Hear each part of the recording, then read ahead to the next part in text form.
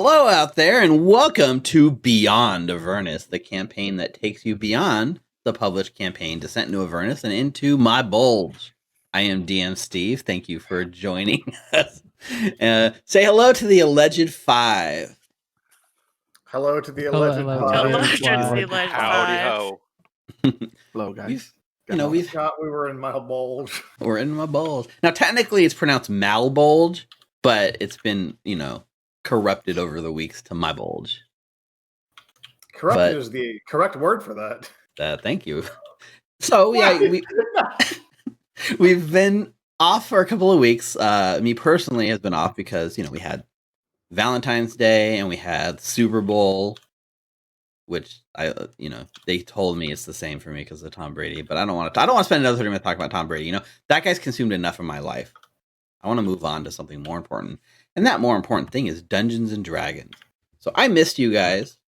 Some of you I've played with in other games, but I missed our silly Beyond Avernus, lighthearted, anything goes, break me down mentally and build me back up again sort of ebb and flow we have in this campaign.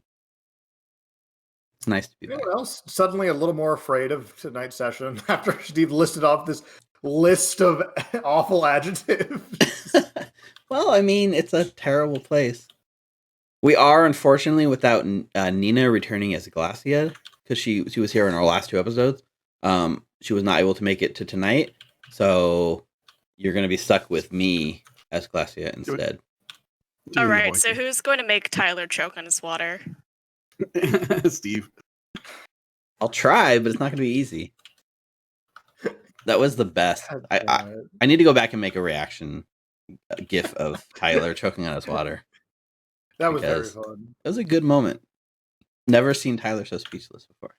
Oh god, we were playing in that two-shot that Brianna was running. I was literally so I had never understood how Tasha's hideous laughter physically incapacitated people. And then I actually could not speak or really move for like 15 minutes. Why? What happened? I was laughing my butt off too hard. Yes, this is true. Tyler was just gone from my campaign. Anything of what had happened. So now we had to explain our shenanigans. It was all great. Yeah, it was really good. I heard nothing but good things coming out of that. And from the sounds of it, you guys might even there's legends living on beyond the two-shot. I don't know what you're talking about, strange human. We're gonna go kill Damien. Yeah, I like how Gaius Cassius was right the entire time. Yep. Yeah. From the very beginning. Gaius Cassius will take your kneecaps. How partial are you to your kneecaps, mister? Because I'm going to take them from you. How much potential is there for a Beyond Avernus crossover event? I don't think anyone in this group could survive a Gaius Cassius interaction. I already have died twice. Very cool. Well, the idea of we try to summon Imp Willie and we just get Debbie instead. Yeah, it's Debbie now. It's Debbie. Well, that's an interesting point because Imp Willie existed in that universe. So does that mean that technically, canonically, they are the same universe? Imp Willie did show up for the signing of the contract, right? He did. So maybe there is a chance. I don't know. Trying to stall for time while I read my character sheet and try to remember what clerics do. Yeah, who even remembers anything about Beyond Avernus? What the hell are you talking about? Yeah, what are you talking about? A healing druid. Healing druids do. Yeah, I guess that's true. You are more of a healing druid. Just remember Crabman, and you're good to go. You're a fog druid. I don't know what you're talking about. Yep, I think what we need to do circle of fog. We almost need to do a modified Zoidberg token for you, pull the eyes up on crab stalks, Photoshop it a little bit, and then every time you disengage and run away, I'm just gonna hear the whoop whoop whoop. That's how I imagine Zeke. I'm not familiar with Zoidberg, with what he sounds like, but I can definitely imagine what he looks like is accurate to that. Yeah. I think he's more of a lobster than a crab, but we'll work with what we got. So everyone else, did you refresh yourself on what level 17 D&D characters have? Because I imagine it's quite a bit compared to other characters you might have played. Yeah, I'm ready.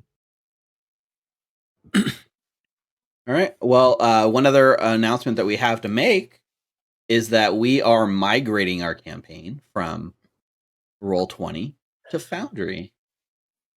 Ooh. So that's a big applause. I'm gonna give a round of applause for that. We were streaming, our show and kind of like enjoying Roll20, but like not really realizing what we were missing. And then one of their representatives like reached out to us and said, "Hey, guess what? There's this really cool platform you should try." And that representative was named Brianna, who I still assume. I mean, correct me if I'm wrong, but I still believe that you are like getting like kickbacks for all these like licenses you sent their way. Yeah, I this am is the a MLM. Foundry influencer. So okay, typical girls do like makeup makeup stuff, or like maybe able to do some modeling on the side. I just shill Foundry for free. By the way, Foundry, if you want to give me a cut, contact Steve, my man. It was one conversation that was like, that meme with all of the dominoes where it starts off really tiny and then there's the big one. The little one is just Brianna being like, "Hey, Foundry's pretty good," and the big one is 4 licenses purchased. It's not even Foundry's good. I just said, "Hey, Foundry has this thing where you can import Pathfinder PDF modules onto its system." I think the first domino in that whole thing is us attempting the Pathfinder Beginner's Box. And then the second domino is us trying to play a Pathfinder Abomination Vaults. And the third domino is like Roll20 not actually supporting it natively. And the fourth domino is Brianna saying, "Hey, you can import stuff into there." And then the fifth domino is like the complete dissemination of like Roll20 from existence. Yep. It just got out of hand really fast. Yeah. And it's Brianna because it looks like her, which is really weird. It's just a picture of her face on the front of the domino of like, this is where she came in and changed everything. Very nice. So yeah, if somebody out there from Foundry is watching this, then send your kickbacks to Brianna. Just contact me and I'll put you in contact with her. I mean, you were joking about being an influencer, but that's literally what influencers are paid to do. That's true. And I do it for free, Foundry. So any brands that want free advertising, I'm just kidding.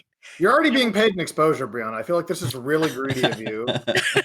Asking for like money to survive and pay rent? I know, disgusting. How dare you want to not just wither away with your influencing powers? Exactly. Maybe like for your next influencer post, first of all, you need a social media presence. And then secondly, you need to be on like a beach with like a laptop. And then you're sitting on this like nice vacation and the laptop's just open and just happens to have Foundry like on the webpage. And you make that post. That's how you're going to get your paydays. Hashtag vacation in Cancun with the rest of Ted Cruz's family. There you go. Yeah, you can play. Someone's got to keep them company after he went back to Texas to put fake water in his staff's trunks. Well, that's what Tyler was. There were literally 3 whole pictures. He must have helped so much. Yeah, it must have been an all-day thing. There was only 3 pictures. Yeah.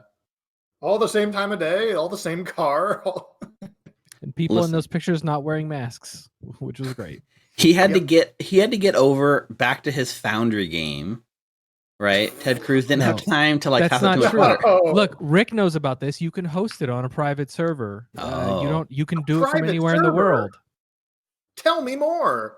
Yeah, for the low price. Yeah, it's called Forge. It is. Which, by the way, now. The Forge host that is a dedicated server for Foundry servers is made by the same guy that makes Beyond 20. Yep. That we rely on so much. Well, yeah, but like viewers might not know that. Okay. Without Beyond 20, combat would literally take 2 sessions. I would be stuck at my spell sheet, just like, okay. Does sometimes No, Steve. No, it doesn't. Yeah. What do you mean? My turns are efficient and normal speed. No, we've had some combats go multiple sessions. That's just the nature of some of our big combats. But like Beyond 20, like just integrates with Roll20 in a very, it integrated D&D Beyond and Roll20 in a very nice way. Now you can continue that support in Foundry, but I much prefer using the built-in character sheets in Foundry because there's so much cool stuff you can do. Yeah, the mods make it pretty nice. Yeah, because you're hosting the server on your machine, or at least in your hands, and you have the code, you can write your own module. So like if we want anything in Roll20, we just have to hope Roll20 eventually gets around to it. It's like, closed source software, basically. We're in Foundry. If somebody out there has had that dream, they've probably written a module for it. So is Ava showing what it would be like if we didn't have D&D Beyond? Yes. Oh my lord, that's awful. 22 to hit, yeah. Stream can't see the 5 chat. question marks. Yeah. Why do you have a D6 of cold damage on your crossbow? Because fuck you, that's why I don't know. Because she's got a cool crossbow. She's got that giant crossbow. It's like a ballista that like resized down to her size when she tuned to it. From the Frost Giants. Oh yeah, the giant lair. What was the name of that crossbow? It had a cool name, didn't it? Like Eodor's Wrath or something? Eodor's Wrath. There we go. Oh, here's an okay. No, observe. Are you using D? Oh yeah, look at nobody can see on the stream, but we can all see it in the. Look at that. Cold damage, sneak, and blessed strikes. Wow. Oh, it's because it's the giant crossbow. That's why there's cold damage. I was about to say, why is there even cold damage there? Everything else makes sense, but yeah, just throwing all the damage. But by the end of the campaign, you're gonna have 1d6 of every damage type on that. Chromatic orb on every crossbow. Oh, that would be awesome. That might be a cool item, like a crossbow that you just adjust the damage type before you fire it. Yeah, someone had a weapon like that, don't they? Someone had a Helm of Brilliance that could cast prismatic spray. Wow. Those are the highest rolls I've ever seen from Jordan in my life. Helm of Brilliance isn't amazing. But my good rolls were rolling how many gems were in that thing when we got it. It was all you got like 35 on 40. It was insane. Yeah, it was wild. Wow, that's actually pretty good. Also the same Jordan that rolled like 5 or 4 ones on 66 on a fireball. Yeah, 4. No, it was 5 ones. It was 5. The worst I've ever rolled. It was so low. It might as well have been like a it was 19. firebolt.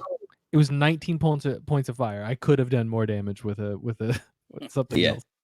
My game yesterday, we're like level 3. Yeah, we're level 3, and there were just like one little like raider left in a combat, and there are 3 of us and 2 NPCs. It took us 3 whole rounds to hit him. Oh, he had like 2 health, and we kept rolling rolling a 3, rolling a 5. Oh, he made his save on the cantrip, so it just doesn't take damage. It was just 18 seconds of like the NPCs we were escorting being like, are they okay? Should we get new bodyguards? Probably, yeah. Yes. Probably. If you ever have to ask that question, the bodyguards have not done their job. I feel like we go through those swingy sort of things in our Pathfinder game where you guys go like 2 rounds of combat not hitting anything. Just digital dice, man. One of the mods, just like an example of some of the stuff that Foundry has that I think we'll get a kick out of, especially in this campaign. One of the mods, and even Rick was telling me about this one, I believe, is when you drag and drop, like you can customize this when you drag and drop the tokens to the battlefield. It'll pull from like a list of adjectives and append an adjective to each creature so you can differentiate them. So it's like, instead of just like goblin, it's like, scary goblin, racist goblin, like woke and goblin. You can also configure it to use the hit points formula, so it randomly rolls the hit points based on. Oh, so you can actually roll hit points randomly. Interesting. Instead of just the static, so that's a little variance in the creatures. Mm-hmm. And I'm guessing you can customize the dictionary, so I can add like crab-like in there, and we'll get some crab-like devils in the future. Okay, I'm listening. It has all the popular language dictionaries. So there's Norwegian in there, there's Swedish, Danish, German, all that. It's very cool. So we're gonna have a lot of fun with that. Did you link that in the Foundry chat? Because you need to. That's a good one. Yeah, add it in our chat. Did you see, Hyla? Did you see the social media post that was going around in the TTRPG circles? That was like the creepy doll head with the crab in it. No, please ask me. Oh, that's an old video, but yes, that's. It was making the rounds this week, and I feel like half my social media presence is just like tagging Tyler and saying, "Hey, this reminds me of Zeke," That's great. So I didn't love do it this time, but there's some good crab related stuff out there. Crab. So like if you ever have like a horror take on Zeke, then it's just creepy doll head with like a crab using it as a shell. I need to search Twitter for like tabletop crab more frequently. First thing that pops up is something about gigantic vampire crab. Oh, this is a good time. Zeke goes to Ravenloft. All right, Don't give me ideas. Did you find something funny? Did you find the? No, just the idea of just Zeke going to Ravenloft and being like, "Oh, I could be a crab here," and just that's the only reason he wants to stay and do evil things, because he can be a crab. Yeah, Brianna, you're closer to this than me. Is there any sort of dark secrets that can turn you into a crab? I'm sure there is. I'm sure there's an NPC in there that would probably be happy to assist you in crab-like. Oh my God, you're right. I know who you're talking about. Yep. Things. I'm very excited. I really hope my players go to that NPC. Yeah, it would basically be. Oh wait, you're running Ravenloft, Tyler? Yeah, I'm running Curse of Strahd. Oh, yeah. So there's some NPCs that you should look into. Oh yeah, good call, Brandon. I have a lot of good ideas for awkward conversation with that NPC. Oh, that's adorable. Thank you for that, Jordan. Now, is that Jeremy 1 or 3? Well, they always come back as the same. He's the only one that knows which one it is. Jeremy 2 is the goat. Jeremy is the automaton crab that I'm too afraid to ever actually tell to do something because I'm afraid they'll get hurt. You said Jeremy, but my brain when I saw that said G Army, so I'm glad we figured that out. A different paths. G-Force. G-Force crab. Will be G Unit, and then it's going to morph into something completely different. Well, should we play some Dungeons and Dragons? You guys just want to shoot the hang shit out all night? I miss no, just. Let's do some stuff. Oh, there's Jeremy. Oh. I wish there was an easy way for me to share that on stream. It's beautiful. This is great. It is. Okay, yeah. I'm down to start, though, rather than just...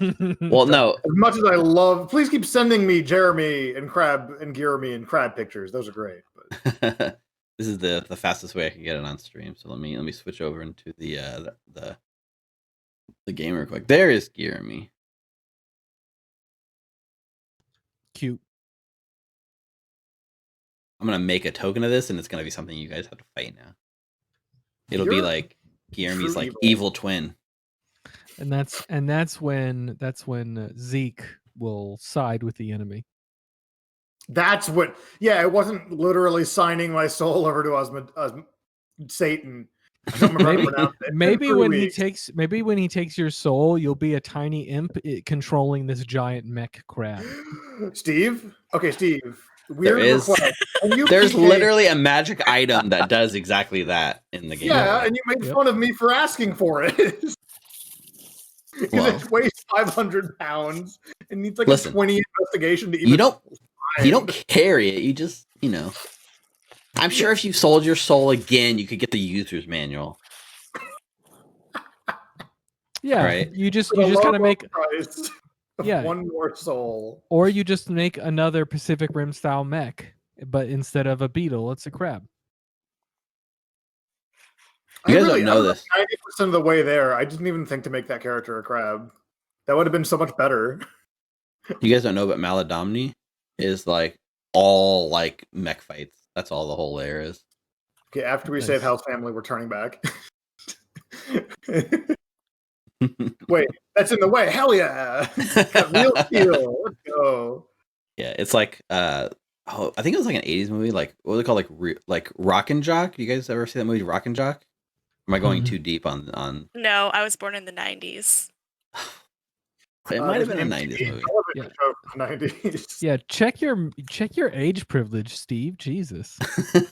It was just this terrible movie where they just got into giant oversized mechs and fought each other. I don't even think there was a plot, or I was too young to even know the plot. Why would you need a plot for that? That's the plot. That is kind of the plot. That's the 80s in a nutshell. But yeah, I don't know. I just imagine a D&D campaign like that would be fun. When I look up like Rock and Jock, all I get is like the MTV softball things. What was it called? Yeah, this is probably just in your mind and you just made it up. It's a real goddamn thing, I swear. Listen. Yep. You're not talking about Robotech?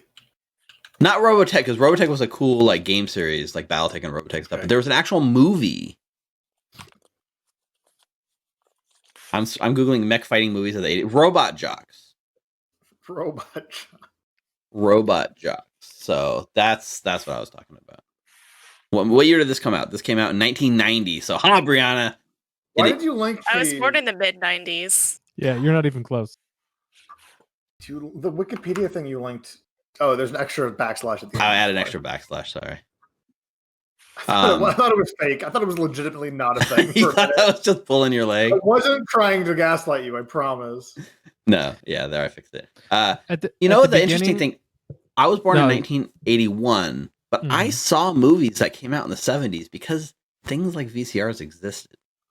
So that's they my don't excuse, anymore. Brianna. They did in the 90s. Yeah, I remember. I was in And 90s. I also remember. If only there was a consumer-friendly way of like watching old movies without Disney trying to gouge you every time. Mm. The 90s were great. Everybody's coming out with their own streaming now. Paramount. It's called pirating, guys. Jeez. No, that's Tuesday's campaign, Brianna. That's pirating. You're really cutting out the legs from your Foundry endorsement. With I was literally going to say that. Listen, pirate from the big companies. Do not pirate from stuff like Foundry because they still owe me money. I'm just kidding. But once Brianna's paid off, then don't pirate Foundry, please.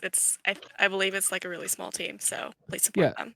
They're also, it's funny too because in our D&D group that we have, there's like what 6-7 of us tops, right?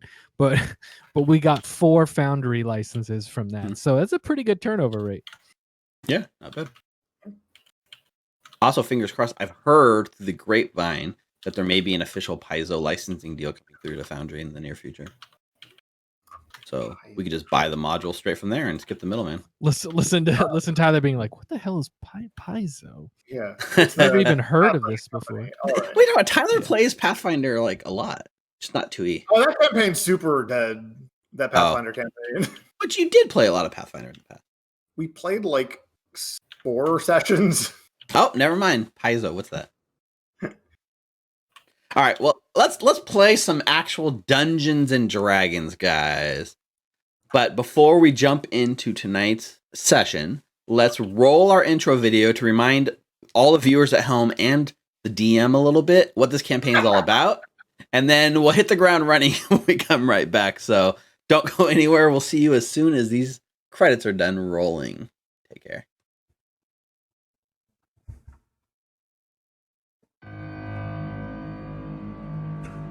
Deep in the lower planes, detached from all the comforts of the material world, lies a realm called Bator, otherwise known as the Nine Hells.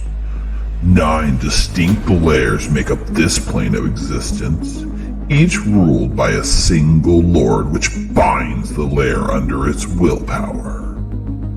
The first layer, Avernus, welcomes all visitors to its war-torn lands. Here, the blood war rages on between devils and demons in an eternal dance for dominance. Deep below Avernus are the other layers. Dis, Minaros, Fleligos, Stygia, Malbolge, Maladomni, Cania, Nessus, each protected from teleportation magic by the lord of that lair. This is where the story takes us as our alleged 5 set their eyes down towards the 8th layer of hell, Cania, and its lord Mephistopheles, as they seek to free Erevis Kale from his bonds. Join us as we venture deep down beyond Avernus.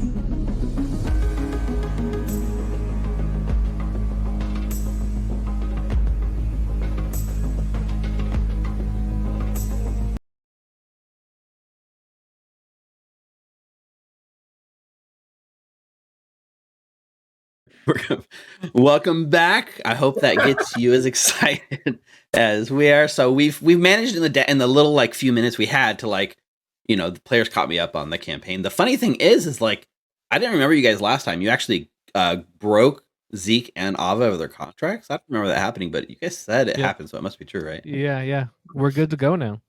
Yeah. And Hal, you're reunited with your family and everything's peachy keen. Awesome. That's what Giselle said. Giselle said that's what the terms of the deal. We just would say yes to fighting her dad, and then we get everything we want. Oh, that's true. She did try to kind of prod you that way. So, again, I apologize that Nina's not here to do a good rendition of her character, but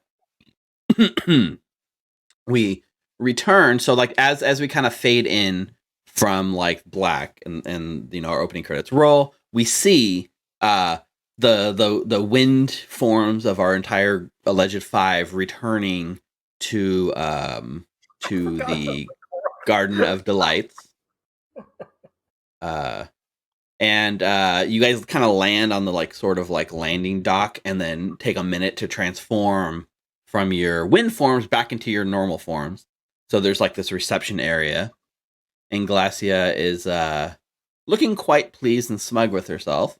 And she basically says, like, you know, tomorrow, you guys asked for like a night of rest, so feel free to go ahead and take it. Tomorrow, you guys have a great challenge ahead of you. I'm gonna go possibly do a little research, and in the meantime, the garden is yours to do with as you wish. Oh, and I'll see you guys for dinner, right? And she smiles.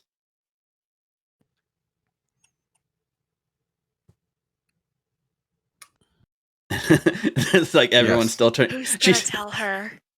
Everyone's still turning back from wind, so nobody's talking. I actually had sandwiches. Just give her finger guns, and then she'll just assume that's a yes. So she you know, she's no dummy. She senses something's up, but she loves like kind of like pressing the issue anyways, just for the uncomfortableness of it. And so she excuses herself to go back to like her offices and stuff, leaving you guys more or less the run of the place.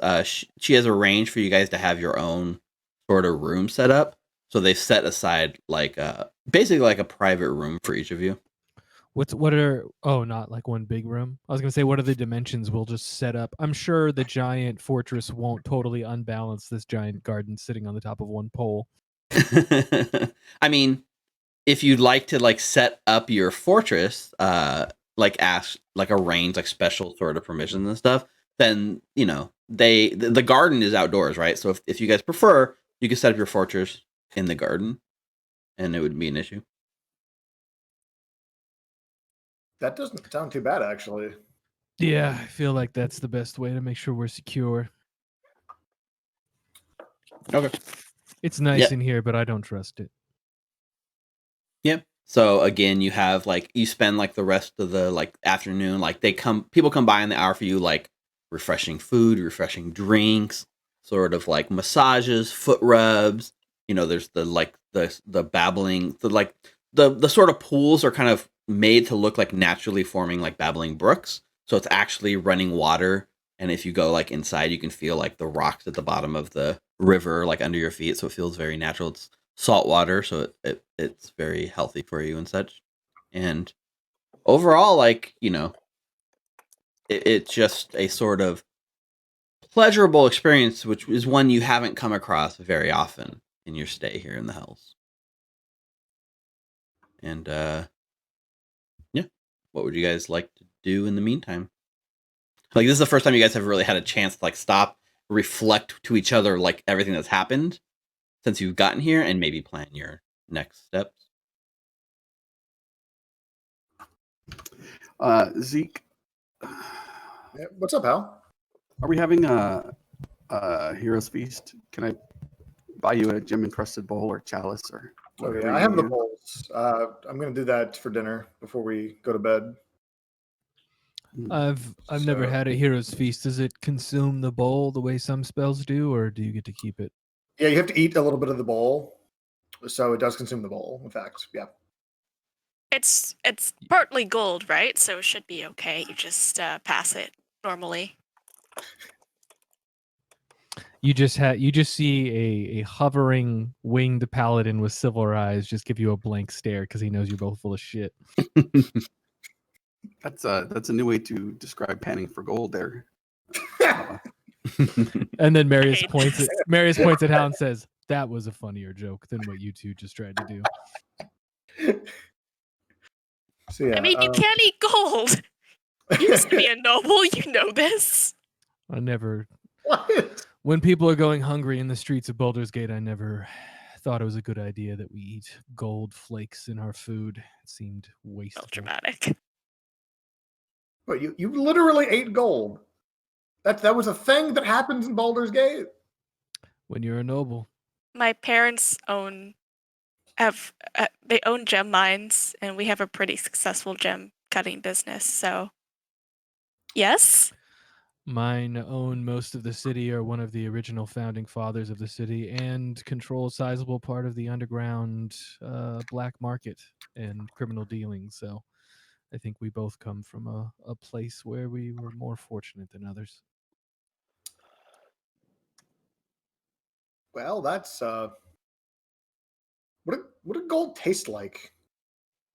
Nothing. It was more for the aesthetic. Why did you- They did it because they could. Zeke just goes into the kitchen of the Instant Fortress and starts cooking. Is there a kitchen? There must be by now. I guess there is now. I mean, There's we now. could like will any furniture in there. We built on to the honeymoon. we have additions to the We got fortress. a den now. Well, we knew we were going to have the hero's feast, so it makes sense that when she formed it, that she could do that. I mean, it's not like one of these like spells that lets you shape reality inside of it, right? It's just like a mini fortress that an Ant-Man grows to like normal size, right? What are you talking about?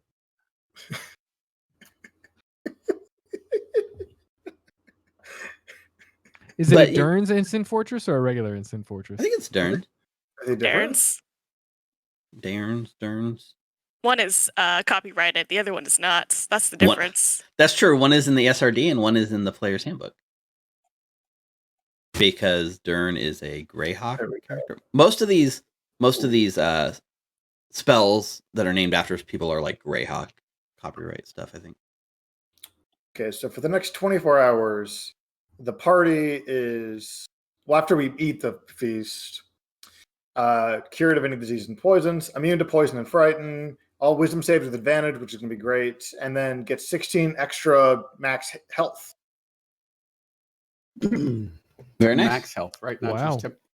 Yeah, Wow. it's actual hit points that your max hit points and your current hit points go up 16. Yeah. And it lasts for 24 hours, right? So we spent like 2 weeks in a row with Hal doing like almost nothing. So like now that you have advantage on the wisdom saves, maybe you'll actually get a chance this week I'm so sorry, Rick. to do something. I I'll hope. still have to roll over like a 10. But But you have 2 chances now. That'll be With advantage. Yeah. That's should be, more action for you, I hope. Oh, the dice, the digital dice, you never know. I guess you guys could even tip the scales more if you like invest in like bless and stuff, right? Mm-hmm.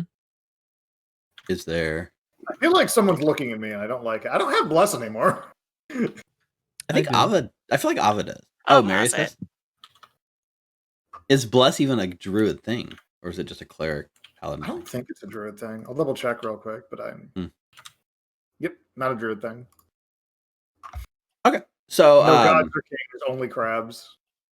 yeah. So basically so you guys are able to have this hero's feast. So I gotta ask Zeke, as you go about casting the spell, and it's a 10-minute casting time, which I assume means for 10 minutes you're in the kitchen with like your cooking apron on, like doing stuff. It looks like Beauty and the Beast with all the dishes like building itself. But like, what does your hero's feast look like? All right, so Zeke's hero feast. You have to open with some oatmeal, because that's just a solid source, just a good hearty breakfast at 6 p.m. Then there are small grilled cheese sandwiches cut into triangles, and then there's just some Fruit Loops at the end. There is no crab, which is, I feel like, what you were fishing for, Steve. I actually wasn't sure. I was just leaving it in your hands. So you tell me, Okay. you know. Okay. You guys we all have some oatmeal and some Fruit Loops. It's an awful combination. And like, as you consume this food, right, it like magically enhances you guys. You start feeling a little sharper. The sort of weight of this plane of existence making it hard to do anything. And technically you'd have to make a wisdom save to even like cast this, but I'm not gonna make you roll just because there's no way you could fail enough times that it would matter, unless you failed every roll for like 24 hours straight. But the like sort of pressure, right? This place sort of instills like doubt, kind of like self-questioning yourself, like, why am I here? Why are you even doing this? What is all of this even worth it, right? And occasionally you just find your mind wandering down these paths. But as the feast, fills you, you feel a little stronger, a little sharper, a little more protected from the sort of plane on you, which is an instant relief. It's almost like you didn't even realize it was there until it was lifted a little bit, and you feel better than you have since you've arrived. I've got a question about Heroes Feast. That's a meta question for you, Steve, and Rick, as you're both pretty well established DMs. When it says that you're immune to poison and being frightened, does that mean that you're immune to poison damage or the condition poisoned? Poison condition, I believe. Okay. Because there's like the poison condition, and then there's poison damage, which are different things. Right. Okay, cool. Yeah.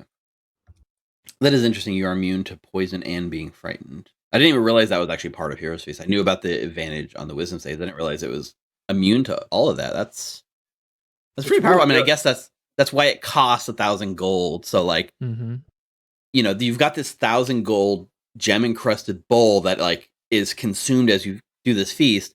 And as Marius is saying, well, it's not fair to eat gold while others go hungry. We flash back to Baldur's Gate, where there's like an orphanage that is like 15 gold short of like their monthly like rent, and like people in the street dying and like killing each other over like coppers and silver. And then there's like an inlay as you guys are in the background consuming 1,000 gold worth of food. Well, it's a good thing that since you can make up this too, that I'll make up that a pouch of gold arrives from Marius, paying for everybody on the streets to no longer need to fight, and for the children to be able to live another day in comfort. Also, noble. I hate to come in as a rules lawyer, but Jeremy Crawford did say that it counts against the poison damage as well. What? Jeremy Crawford is dumb. Yeah, I was going to. Yeah, it's not like he's like the main rules person. I was going to jump in and say it's both, but that's even Mike is coming in with some rules. God actually, damn. I took that from Brianna's thing in chat. All I know is Imp Willie said that's the ruling right there. Yeah, we saw an Imp. Hey, so does this sandwich make us like immune to being poisoned, or like any poison damage? I don't think that Jeremy Crawford actually plays Dungeons and Dragons. I don't know how much I trust his rulings. Well, you know what I'm hearing? I'm hearing that Steve prepared an enemy that does poison damage and is just really pissed off right now. Yep. No, I don't remember, but I don't think so. Okay, I'm just kidding. I don't think so. Okay, let me ask this. What year did he make that ruling? Saul definitely ate. Did Jeremy eat as well? Had to be 2020, right? I don't actually have my... Ancient. It still counts. I don't see why that doesn't count. I don't have Jeremy out most of the time because the Find Familiar Druid feature thing takes a wild shape and like only lasts like 4 or 5 hours. That's true. Well, 8, but like I'd rather just save the wild shapes. Jeremy eats if he can, I guess. I get Jeremy to eat the sandwich with his automaton crab mouth. Eats a little sapphire. Yeah, 2015. I had to actually look at the tweet because it's a beauty. It's a beauty. Because your poison venom Hydra is 30 minutes away, and you need to figure out if you need to. No. I do like how the first thing I'm reading here is like, so it's like Sly Flourish, who's pretty respected in like the 5e community. He's like, so just to be clear, your intention is that consuming a hero's feast makes you completely immune to an ancient green dragon's like breath in all forms. So all you gotta do is consume a hero's feast, and every green dragon in the world can be like stabbed to death, right? Well, if the adventuring group can afford it, I think it's a very smart idea for the group to eat an hero's feast before fighting. It's a 6th level spell with a pretty expensive component, so like I feel like that's balanced. Yeah. I feel like giving you 24 hours immunity to a singular damage type, no matter the damage type, is not balanced whatsoever. This is the same level of spell and spell casting list that Windwalk is. Druid is just spell. It's true. So what I'm hearing is you just once again do not like high level D&D because we're too powerful. Steve trying to put us down as players. It's weird because I guess poison damage is kind of in a weird space where usually poison damage is tacked on to other damage anyways. So in like 95% of cases, I don't think it would be that big a deal, right? Right. But the way it's worded, I don't get that interpretation. Like it doesn't read as intended to me. But it doesn't say poison. It doesn't say poison condition and being frightened. It just says immune to poison. Yeah, but it lumps it together with frightened, which is a condition. Right. So is disease. But there's no such thing as frightened damage. So I feel like that's where that interpretation stops. But also, I'd like to play the game and not argue over rules. It's not going to matter. I don't think there's poison damage tonight. Can we get Jeremy Crawford in the show? Can we just invite him next week? If you can get Jeremy Crawford in here to defend that terrible ruling, I'm all ears. Now we got to start being really like insightful and inflammatory toward Jeremy Crawford, so he feels obligated. Just like we were with Roll20. Yeah. Yeah. Same week we get the Foundry sponsorship. So at least we get a nice montage here of you guys consuming your feast. There's like, as you're like kind of wrapping up the end of the meal, there's like a knocking on your door, like just a very simple like knock knock knock. And it's like the very familiar voice that I can't do saying, "So are you going to let me in or keep me out here in the cold?" Cold. It's not cold outside. It's not cold at all outside. Yeah, it's like a perfect. It's like garden. I mean, it's desperately to avoid. I mean, it's mockingly made after the Garden of Eden, so it's like it's supposed to be perfect. Mm-hmm. I'll say the opening word, and then if she wants to come in, she's welcome to come in. Okay. When you say the word, does the door unlock or just open? It opens. Okay. So you say the word, and the door like opens, and Glasya like she's pretty tall, like now that she's shown like her true form, and she kind of ducks her head in and steps into the room and like sees sort of like the remnants of your feast like laid out. And she's like, "I was just coming to invite you to dinner." Zeke made us a delicious meal. Yeah, he's been saying that he wanted to treat us to a special recipe of his for a long time now, and it's hard to say no to our favorite crab husband. Or friend in house case. I mean, don't you think it's a little rude?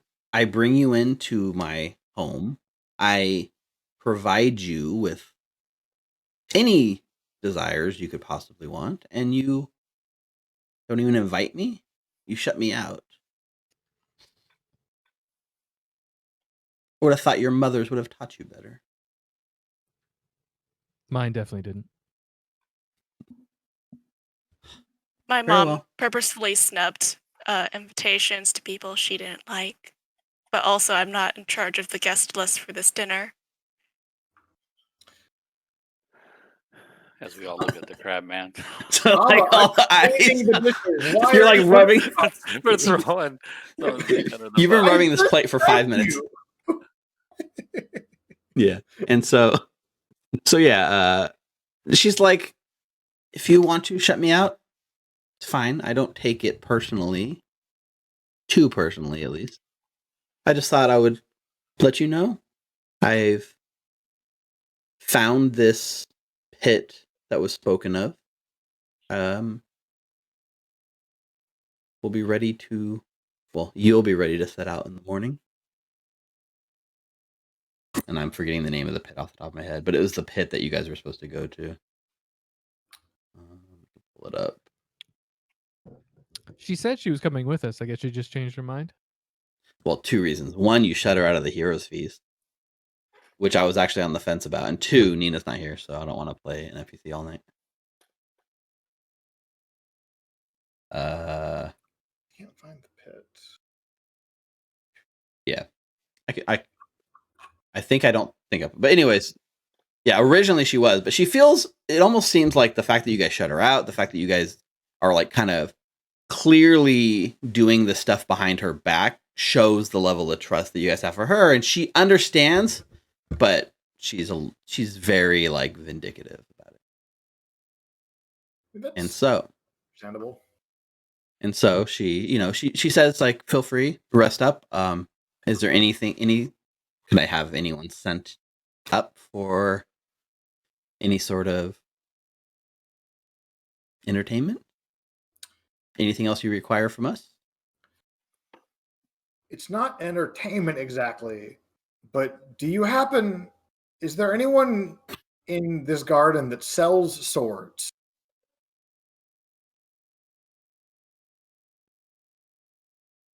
We don't have a blacksmith on site, but if you're looking for, like, do you just need a sword? I can certainly find one.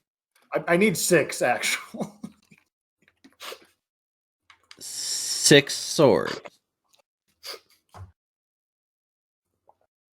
Yeah, I'm trying to teach my my crabs how to wield them, so that way, like full size swords, that way they can, defend themselves if need be. How about very hastily try to summon a familiar crab behind my back and give it a sword. How about you make a persuasion check here, see if she can produce 6. She's like, I can go get you a sword, and you're like, I need 6. Don't worry, I'm really good at that. It's +0. Okay, so what she says is, okay, well, 6. I was willing to give you a sword. If you want 6, it can certainly be arranged. It's just not going to be free. Oh, yeah, I'll pay for them. Yeah, I'm not trying to ask you. What's up, Hal? I mean, didn't we meet a giant snake lady carrying 6 swords? You should probably be more specific with what you're asking for. Hello? She looks at Hal and she looks at you. Yeah, but were they normal sized swords, or were they larger swords? I think they were normal sized swords, but it all went fuzzy after she knocked me out. Well, how much money do we have on us, actually? Because I'm willing to help pay for. I'm willing to help pay for them all being swords +1. You're gonna do more damage if they're magical. That's so evil. I love it. I have 67,000. Yeah, I think he's good on his own. So I can probably just. How much is a +1? Even it's 500 GP. But if you're the question is, how much is she willing available. to sell them for? Right? Yeah, you're asking for 6 +1 swords on a quick turnaround notice might be at least expensive, right? So now she's like, okay, so we're haggling. Oh, do you want us to take care of this transaction for you? No, I think I can haggle with. So you don't want your husband and wife who have plus 11 and plus 12 to persuasion collectively to haggle for Whatever you. that means. Whatever those numbers are. No, but I think it'd be more fun because I mean this is not something like insanely critical. So 14, good lord. Like if it becomes too much, I could just turn into something else with shape change. Like Doesn't help when you roll a natural 2. Yeah, like getting 6 longswords is like not an issue. If you want 6 plus 1 longswords, now we're in like, you gotta like scratch my Natural back. 1. Oh my God. I'm so You glad both I got a got rid of it. 16. I'm so glad I got rid of it. Why do I? Oh, I still have bless on. Oh, interesting. So really, it was a 12. Yep. That's funny. So, wow, digital dice, y'all. I love digital dice. Digital dice, y'all. There you go. That's better. Hey. So, she does sit down and she's like, I'd be willing to negotiate. After all, you are putting your necks out for me. I want you to succeed, don't I? Yeah, this could very easily turn the tide of a battle that we get into. You're arming your crabs, so to speak. Yeah, I mean, if they... I'm just going to double down on this.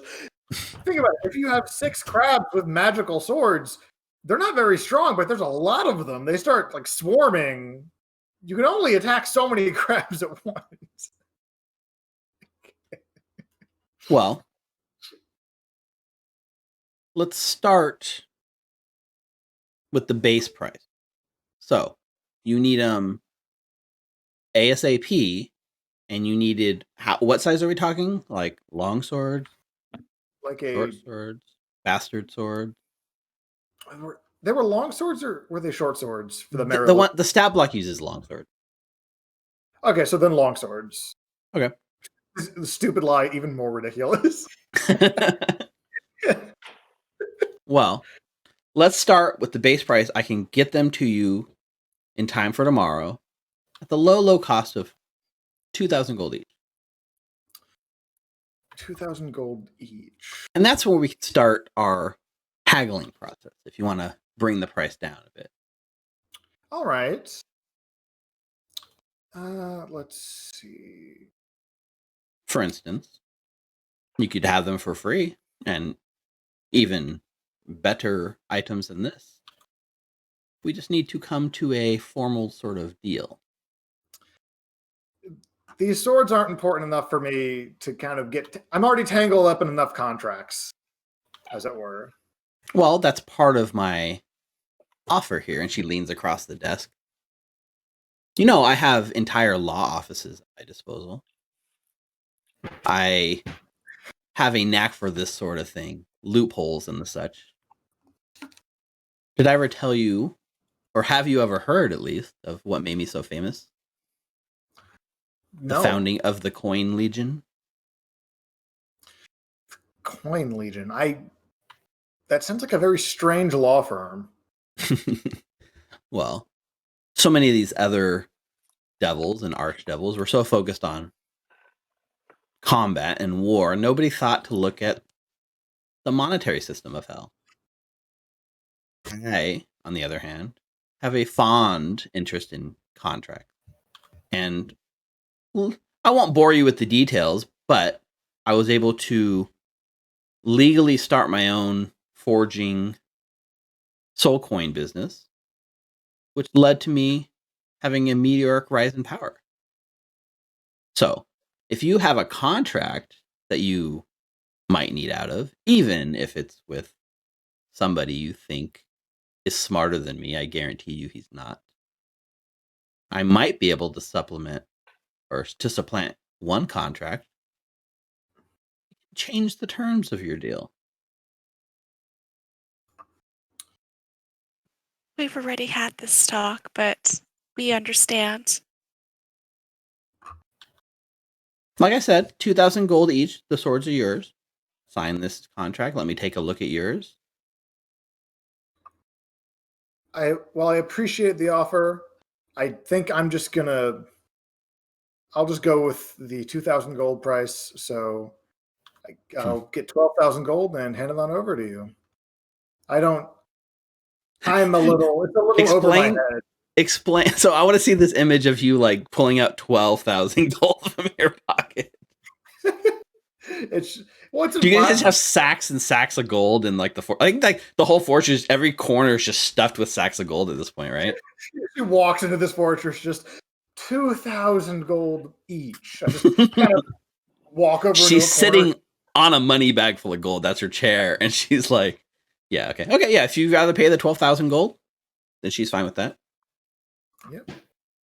I kind of go over to the corner and, oops. I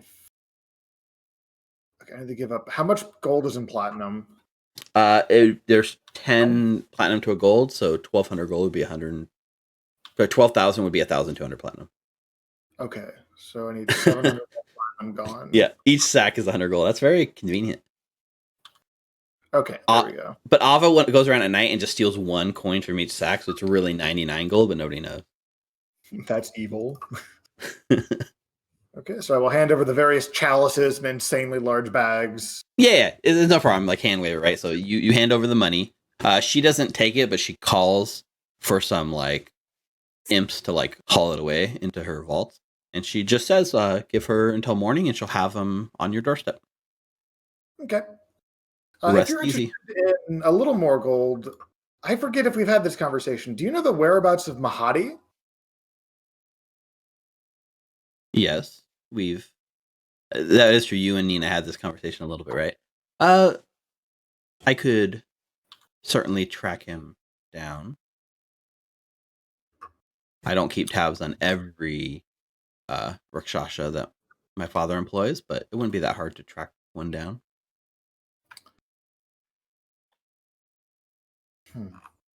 What's your price for that?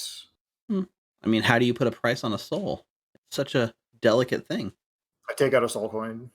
It seems like you've explained to me in depth how you put a price on a soul with your coin legion. Well, interestingly, we tend to value other people's souls less than our own. We're always the exception, not the rule.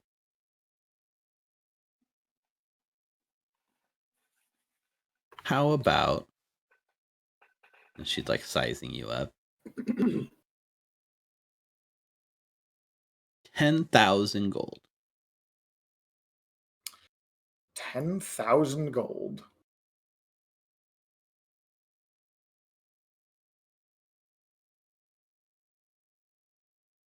And maybe gear me over there? No, you just said you didn't want souls. You wanted gold. Does that thing have a soul? Maybe not yet, but... To him it does. Okay, that sounds sad when you say it like that, but yes. Thanks, Alpha, for the back. I'm a real crab! Gyramius Cassius. Then, 10,000 gold and 1 soul coin. We have 15 soul coins, so if that's okay with everyone else, that I give up one of my soul coins. I don't think we're necessarily gonna need it in the near future. So if that works for everyone else, this would go a long ways towards not getting trapped in a contract by Asmodeus.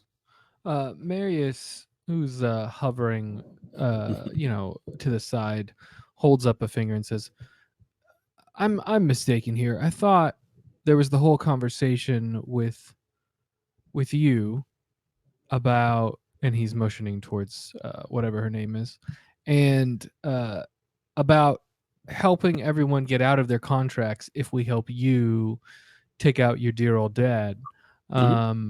Yes, that is what I put on the table. So then I look at Zeke and I'm like, so why are you now spending money to get information that she's already going to give you if we help her? Honestly, weeks. I forgot. I proposed formalizing our contract and was rebuked. Well, we actually never finished that conversation, Steve. If you remember, the session ended and we never finished that conversation. But we just did 10 minutes ago.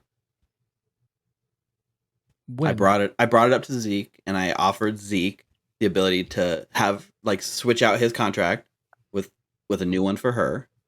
But that's not what. But that's not what Nina proposed last week or 3 weeks ago. It was that if you go after her father, right?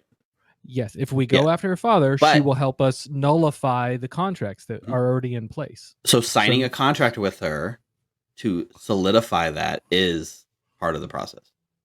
Yeah, but okay, maybe I missed that part because I was AFK, but if the contract doesn't involve his soul being under control of someone else's, like, the contract's cool. But if it does involve that, then that's not what Nina said. Right. So maybe Nina was mistaken. We never got around to terms of a contract or details. The conversation never made it that far. But the gist is, if you would like out of your contract with Asmodeus, then you are going to be entering in a contract with her. Whether or not it's for your soul is yet to be seen.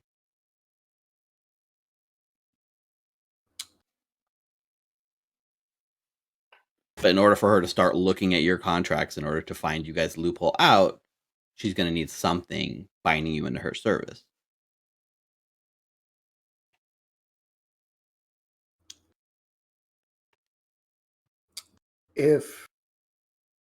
And that deal's open for Ava as well. Yeah. I'm open to the conversation of that, so long as the wording is not harmful to the party. Well, of course not. Why would I want to harm you, Zeke?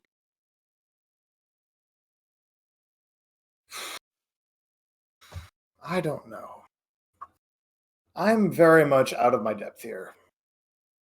I'm just trying to kind of make it out of this with my soul and Hal's family and all of us still alive.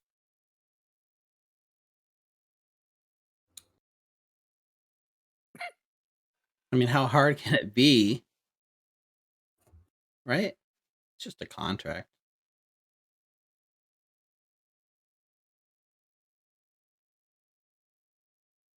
In fact, I'll be upfront. I have no use for your soul. You don't exactly fit into my sort of collection.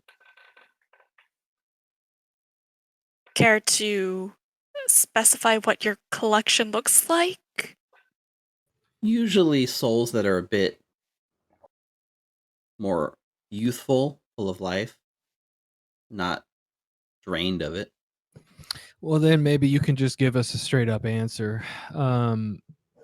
If you're not interested in his soul, are you interested in any of ours? Is that your goal here?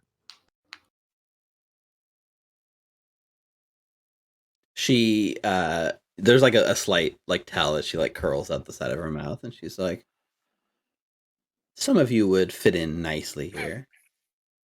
And her eyes linger on you a little longer, Marius.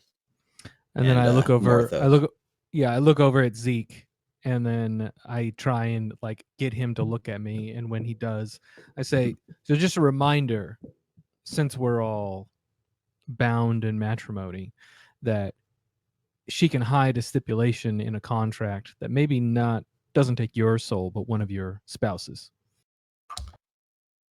Yeah, I would never. And she feigns sort of shock.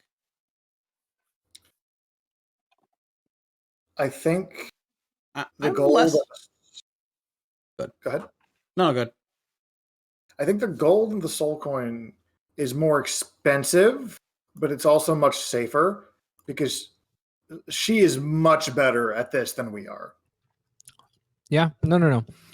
From a player point of view, I was interested in the contract before this session, and now I'm not anymore. So I'd rather we spend some of the fortune that we found to get our ends, so we can get out of these contract other ways. So I'm all for it. Yeah. I also think that's biting off a lot to go directly after Asmodeus, even if is it Glasya or Glasya? It's Glasya, right? Glasya is how I pronounce it. Glasya. SY. Okay. Even with Glasya's help, it will be a big undertaking that worst case scenario, we die and, our souls, or at least my soul, goes to Asmodeus anyway. So I'd rather almost take the I guess, safer option here. Because if it was just risk of death for me personally, that'd be one thing. But it's not just risk of death for me, it's risk of actively coming back and being tormented for eternity and tormenting everyone and probably being used in some sick way against all of you. So I'd rather just, I can't take it with me, right? He holds up the bag of coins. And Zeke will give Glasya the 1,000 platinum for the 10,000 gold and a soul coin. Okay. It was. Yeah. Okay. So she takes it. You can see that she's a bit disappointed, but she's still making out like a bandit here, so she's, happy about it. So she says, if you, change your mind and wish to reconsider our potential contract, my door is always open. Enjoy the rest of your night. And she leaves. She leaves, and then there's still, for the next, 30 minutes, imps are flying in and carrying one sack of gold away at a time as they, load out all the freaking gold. Your tower looks a lot less full. That was kind of intense, everybody. Sorry about that. Kind of spoiled dinner, but You spoiled nothing, Zeke. You're good. That's what happens in hell, man. This place sucks. Yeah, so let's see. Just as an update, my contract, I need both my and Mahadi's severed hands to be inserted into the original obsidian when the contract was written, and then that's the loophole. And then Ava's the eye of the Lord of Avernus willingly given. Yes. Mm-hmm. Or the person who made the contract Bell going down, right? Yep. Yes. I think that's a nullification for any contract, the person who makes it dying. So, yeah. Gotcha. Yeah. Definitely true. Okay. Yep. So I think we maybe want to crossfade from this intense sort of dinner conversation to I had some long rest sequences prepared. You guys want to go to the long rest? We take a long rest, Ava's probably going to beckon to Marius to go into the honeymoon suite just for a quick chat. I love that it's still called that. Okay. All right. Marius doesn't climb the ladder because he's a prima donna. He just floats up. Ava just climbs up the ladder and kind of gives him a look. What's up? Okay, so talk me out of this, please. Not taking Glasya's contract. I think you understand that I'm always against contracts ever since Zeke took his, but at this point, I don't know, before the dinner conversation, it seemed like a good idea. It seemed like a much easier way to get what we were going for. But at the end of the day, I have to look at it and say, which one do we have a better chance of winning against? Bell or Asmodeus? So yeah. I feel like as we get stronger and we keep going and we keep doing our thing, yes, there's the risk, but at the end of the day, there could be anything in that contract. And I'm also just, even if I do live by the time we fulfill whatever Hal has going on, Bell's going to be, is no doubt, amassing some sort of personal security, an army to protect himself. He knows that we're coming. Right. Well, the way I look at it is maybe we get back and we survive and we make it back and we go to have some type of confrontation with Bell. If he's not the Lord of Avernus yet, we could maybe use that leverage. He gives you an eye, and Zeke repairs it for him. So he, at the end of the day, the only thing he loses out on is your contract, but he gets to become the Lord of Avernus, and you get to go on with your life. I'm just really scared of dying on the way. I know. But the way I see it is if we take her contract, we don't know what we're giving up. And you could die on the way to do that. And I feel like dying against Asmodeus is much more of a possibility than dying against Bell. Okay. But push comes to shove. You decide what's best for you and what you want. And I'm going to support you, even if I disagree with it. Thanks. And that goes for you, that goes for Zeke, that goes for Morthos, but especially for you. Av's gonna she's much shorter than him, but she's gonna attempt to pull him in for a hug.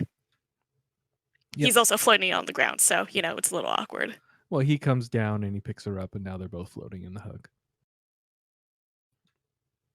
All right, well, I guess you're welcome to stay here in this room if you'd like. All right. Marius gives her a smile, and the screen fades to black. They're just sleeping in the same bed. Okay, so we cut from there, unless anyone else has any moments they want to interject story-wise. Okay, so from here, the scene sort of crossfades, or fades to black, and then when it comes in, like we see, like the camera is like a close shot as it fades back in, and it's just like Morthos's eyes.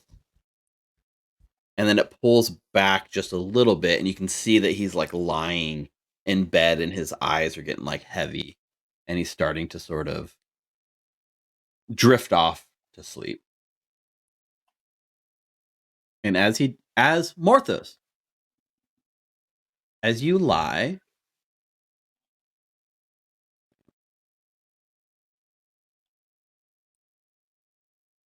wait a minute. 1 second, I'm having audio issues. Stupid Roll20. If only we were like replacing it with a better system, huh? I heard the music. You could hear it. Was I that the couldn't. wrong music? Yeah, Oh, you no, couldn't hear it. I couldn't hear it on my side, so I need to change my audio output so it picks up on stream. Yeah, it was nice. I could definitely go to sleep to that music. Oh yeah, that was Yeah, nice. let's try this again if I can hear in my ear. Little Jim Brickman. No, that's I'm still not hearing it in my ears though. Mike, I'm a little afraid for you right now. You're gonna be good.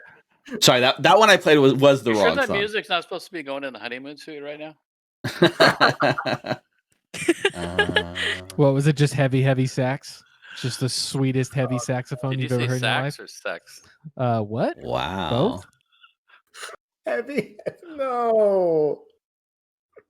Just imagine the saxophone scene from Lost Boys. And that's what it was. Oh, gotcha. Sweet. Okay, so I think I might need to reconnect to Roll20 because it's not coming in my ears, which means it's not going to show up on stream or anything. Oh. Because the audio output... Is it showing in your audio mixer as going? No. Okay. No, yeah, because it's not actually coming to my ears. Let me refresh Roll20 because I think the settings were wrong. And is like different sound source. Technical difficulties, please hang in there. See, I bet it would work really good in Foundry. Somebody shell Foundry for me.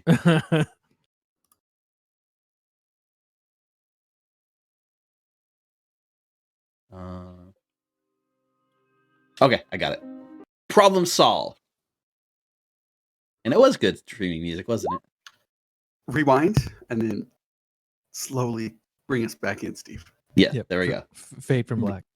So we go from like Ava and like Marius like leaning into each other as it fades like completely to black, and then when the picture comes back, it's just an extreme close up with nothing but like Morthos's eyes, one green, one blue, as like the camera pulls back a little bit, and we can see now that he's sleeping or laying in bed, his eyes getting heavier as like every blink is a little longer, a little more time with his eyes being heavy.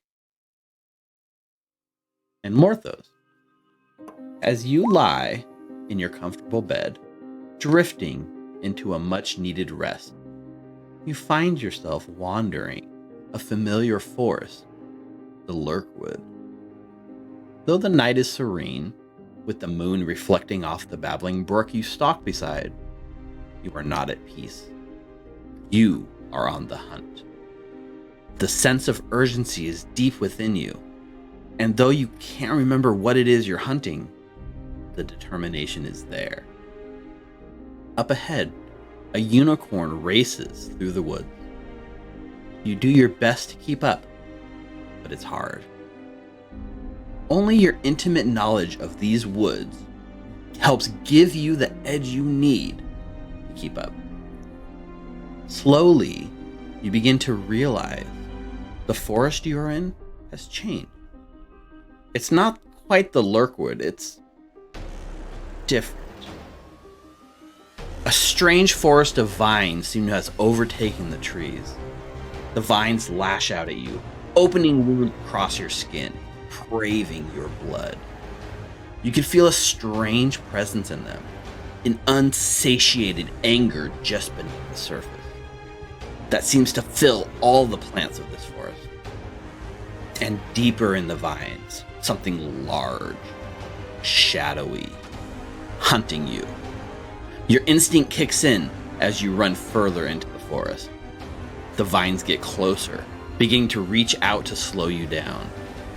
You can feel the thorns wrapping around your ankles, anchoring you to the ground. You reach out to summon your sword to cut yourself free, but nothing appears. You dig in deep, pull every last bit of strength and survival instinct you have, and yank yourself free with a snap. You feel yourself falling through an endless void. No images, just feelings wash over you. Despair, anger, peace, loneliness, regret. And suddenly, the emotions are gone. You blink and find yourself in an unfamiliar forest. There are trees everywhere, not dead, but rotting from the inside out. You smell the distinct smell, the decomposing of nature, the endless circle of life. You glance down at your feet, barefoot in the grass, and see pulsating lines of blackness that look like veins running through the ground. It seems to pump with your own heartbeat. Bump, bump, bump, bump.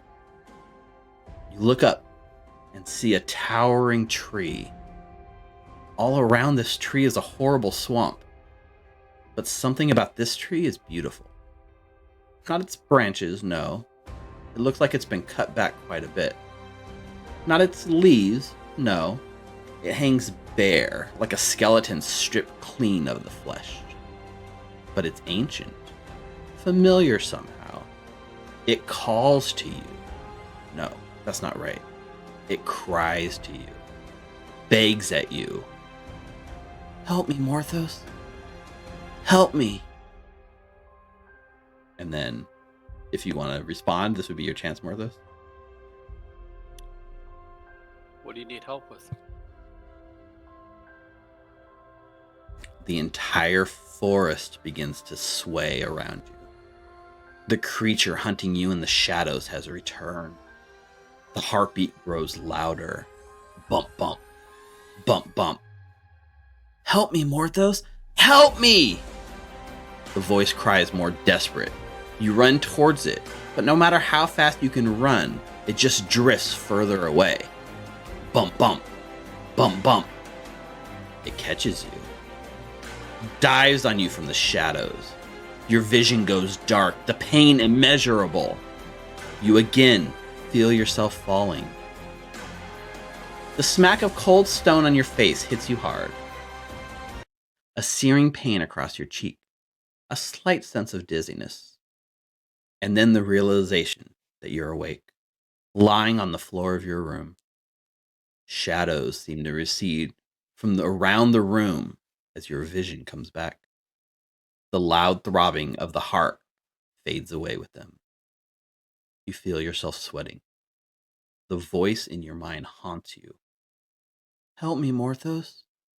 Help me. And that's your dream sequence. Sorry, Morthos. Fuck. Hope you had a good rest. That wasn't a dream. That was a fucking nightmare. It kind of was. So we cut from Morthos's dream, and we cut like the camera like kind of like goes like out the window of your like tower into the gardens, and like you see like a sense of like the gardens. Remember, there's no nighttime here, so it's still like bright daytime out here, and the camera kind of goes up to the second story and kind of goes in to the honeymoon suite, and we see like Mary is like passed out asleep, and Ava lying there like awake. Yep. So Ava, this is your sequence. Ava, you lie awake like most nights. You feel like you could imagine maybe what it was like to dream, to sleep. But was that actually your memories? Or perhaps somebody else's? You're not even sure there is a difference anymore. The sound of others snoring fill the air. A bit of sunlight peeking through your drawn curtains angrily dances across your eyes, seeming to find you whatever angle you lie down at. You feel it almost... you try to meditate, to make a connection with that divine spark inside of you. There's no doubt it's given you powers, but it's been oddly quiet since it was placed there. You feel it almost judging you in everything you do. That's when you hear it. A faint noise. What is it? Panic. Yes, the hyperventilating of quick breaths. Do you remember those? Or do you? And the near incoherent babbling. You rise out of your bed and look out the window down on the courtyard. Somebody is being escorted across the garden. Dragged, really. They're begging, pleading not to go back, promising the world. I'll tell you everything. I'll tell you whatever you want to hear. Tell me what you want to hear. Just 5 more minutes, please. Please. You slip out, following them, and see a heavyset man being dragged down the hallways. But he's no match for the bone devils currently escorting him. A succubus trails behind slightly, taunting and snickering at his desperation. You can tell she enjoys it. You follow them down to the lower levels of this fortress. A spiraling staircase goes down to the deeper levels, to the dungeon. You sneak along, blending into the shadows as best you can. His whining makes it easy to follow. Then he goes quiet. You rush up to peek, expecting him to be dead, but he's not. He's just gone still. Real still. He's broken. They drag him through a thick door, and as it opens, you hear more screaming coming from within. Other voices not quite broken yet, still fighting back. The man is dragged inside, and the succubus follows, and pauses for a bit. She turns and looks in your direction. You're not quite sure she can see you, but she smiles at you anyway. Your heart skips a beat. Or it would, if it actually beat. But instead, you feel a slight burn where your heart should be. The divine spark. A warm voice fills your mind. This is the purpose of this place, Ava. the garden, everything you saw above is designed to be the most comforting experience of your life. Satisfaction, no, pleasures to the extreme. And down here in the dungeon, the opposite. Pain, desperation, torment, the most any individual could possibly feel. All to see a person break. To build them back up, to break them down again, to feed on that pleasure, to feed on that pain. This is a prison, Ava. These people, they are truly terrible souls, yes. But does anybody actually deserve this fate? And you can almost feel that like warm glow, the voice in your head, listening for a response. I really want to leave right now. The warm voice and the glow in your heart fade. The screams, however, don't. And that's your night sequence. You don't get a dream sequence because you don't dream. Sorry, Ava. Fair enough. You don't get to dream. You just got to face the horrors of reality. Sounds about right. But I don't want you to feel left out. Okay. The camera goes back from Ava up the spiral staircase. Maybe some time passes and like we go back into the room and we can see like Ava still lying there, like back in the room, like awake. Marius just kind of like, passed out. And the camera like goes right into Marius's face and like into your eyes. And then we find ourselves in Marius's dream.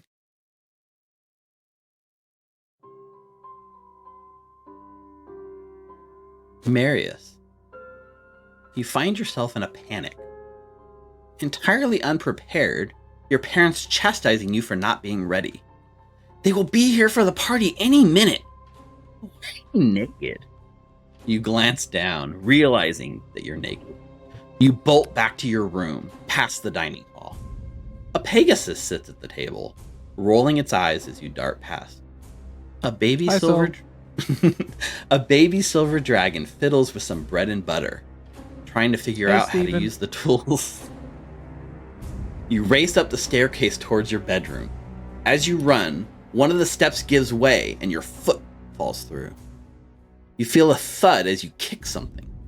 There's a grunt. And you pull your foot away and look through the hole in the stairs. It's the Lamra Van Thamper. She looks up at you angrily as you stumble up the stairs more.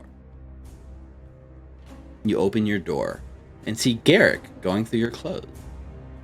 You shut the door behind you as you breathe easily and enter your bedroom, your safe space. "I found it!" he exclaims, pulling out a fancy suit. He begins to help you get dressed. Your mother's voice calls from below, letting you know the cart just pulled up. "Ava is coming for dinner, isn't she, Marius? Are you going to tell her?" You pause for a moment, unsure what to say. What would you like to say? If there's a chance that I can, you know how mother and father are. They're totally against it. Yeah, and you're staring at him, and Garrick is looking back at you, completely frozen. He doesn't seem to hear your reply. Instead, a loud banging noise appears on your bedroom door. Oh god, I banged so hard I moved my camera. We didn't hear a bang. No, you can't hear it. Yeah, because you got your background noise. I got the noise canceling. You couldn't even, I banged so hard I moved my camera. You still can't hear it. Nope, man. Garrick, you gotta love AI that's technology. a good endorsement right there. That's awesome. Okay, so bang bang. I will go to the door and open it. So yeah, you go to move and you feel yourself like you're just like in this like frozen sort of slow motion, like you're moving but it's going so slow. You glance back from the door to your cousin, who doesn't seem to notice what's happening. He begins to get a bit fuzzy, as if he's fading out from your view. Another loud bang on the door. You turn towards it, still moving towards it, feeling yourself moving in slow motion. No matter how fast you will yourself to move, it feels like you're crawling through molasses. A third loud bang sends the door flying from its hinges, collapsing into your room. A large dragonborn with a shriveled black hand is standing there in the doorframe, stooping down to step through. It is none other than Arkin the Cruel. I'm gonna look past him in the hallway and be like, "Where's your husband?" Yeah. Marius, I found you. Oh, yeah. Did you think you would get out of our deal so easily? That my queen would forget? Your room quakes beneath your feet. As the floorboards splinter, you see the hellscape of Avernus beneath your feet. Dragons and devils surrounded, retreating into Tiamat's lair. She requested your presence. What did you do? You skipped town. Unforgivable. The TM maniacs will neither forgive nor forget. You broke that promise, oh yeah. And you need to return and make it right. Marius is gonna look at him and be like, "What are you, the cops? You never said I couldn't leave town." And the scream of Tiamat echoes across the wasteland of Avernus. You look below and you're floating over the sort of wasteland. You see Bell watching from the distance and possibly far, sipping from his goblet and raising it to you as if to say, hello. Arkin doesn't seem to respond to your like it's almost like a recorded message, right? He's not responding to you talking to him. And you hear him say, how do I turn this thing off, Arthur? And in an instant, the room goes back to how it was. Unbroken. Safe. You spin around, and the room is now empty. There's a knock at the front door downstairs. You rush downwards. Large shadows are pouring from the hole in the stairs, spreading across your house. But you don't have time now. You race past the dining room, where more guests have taken seats. Your mother stands at the front door to meet your guests. Ava, her family. The door opens, and the world around you shifts, as if you've passed through some sort of portal. You're suddenly in a long hall. Large stained glass windows line the walls, light streaming in. It's some of your heroic deeds. Saving El Terrell, finding the sword, redeeming Zariel. And another window, broken, shattered pieces on the floor make it impossible to see what the image was. In the middle of the room, a beautiful casket carved out of ivory. The lights stream in from the broken glass, lighting up the casket. The world seems to slow to a crawl as you stand here, alone. What'd you like to do?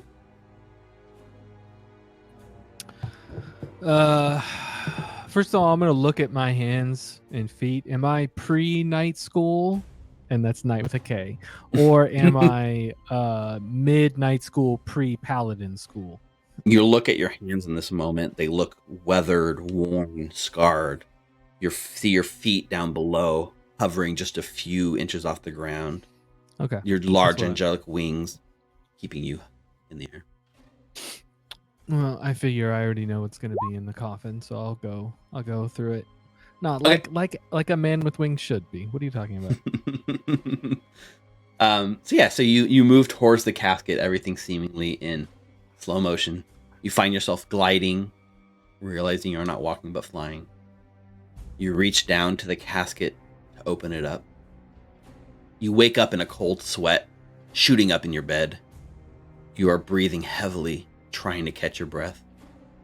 Shadows seem to recede from the corner of the rooms, but you blink, and they are gone. I guess Ava would probably be awake. You opted to share a bed tonight. Everything okay? Bad dream. she just kind of awkwardly pats the top of his head and, well, you can go back to sleep now. I'm Thanks. right here. I'm gonna like get up on one elbow and then have my hand against the side of my head, and I'm gonna say, it might be this this place, if they can control how it reacts to the world and the way things grow and everything like that. What's to say that they can't also make us have these dreams the same way the plane affects the way we act?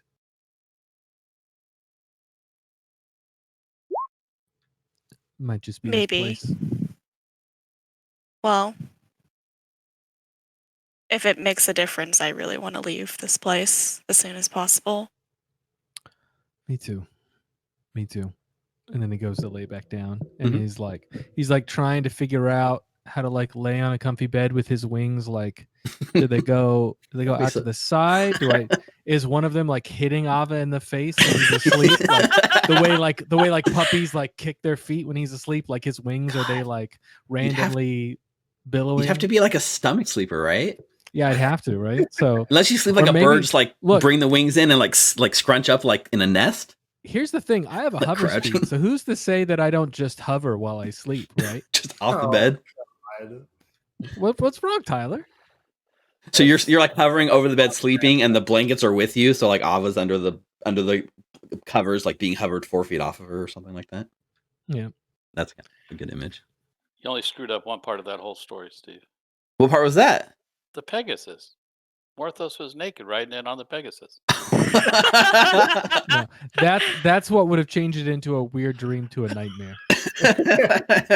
Dang. It was just a weird dream. Then it remember, I did ride his Pegasus naked. Yeah, you weren't. No. Yeah. Well. So I'm telling you, Saul would have just dumped anybody who tried to get on him naked. All right, well, let's change things up a bit. So the dream like leaves like Marius and back down to the like commoners' rooms, I suppose, down outside the honeymoon suite, and the camera like comes. Yeah, we've called it the doghouse. The doghouse, and the camera kind of pans over and settles on Zeke, who looks to be laying in bed, and the camera comes in eerily close, and we get like a full shot of his, crab features, his like eye-stalked eyes and stuff, like just a nice smile on his face as the camera goes into Zeke's head, and we see Zeke's dream. So Zeke, your eyes flutter open, the warm breeze accompanying the sunlight across your eyes. You blink one, and then the other, stretching your aching muscles. All around you, others are stirring, awake from their slumber. The cave full of crustaceans begin the ritual, clacking their shells against each other to signal that it is time. Are you having trouble not laughing? What is happening right now? You glance around and smile, knowing that this is your favorite time of day. A fleeting memory of a lifelong past enters your mind, and you remember your old form. The image of an old man fills your head, tethered with so much responsibility. Slipping into this new body felt freeing, as you crawled out of the pile of stress and into a new shell free of societal pressure. The old skin fell to the ground like a discarded shell, before it was washed away in the endless ocean of regret. Dozens are pushing past you now, out into the sunlight. You go with the flow, following them out onto the beach of this island paradise.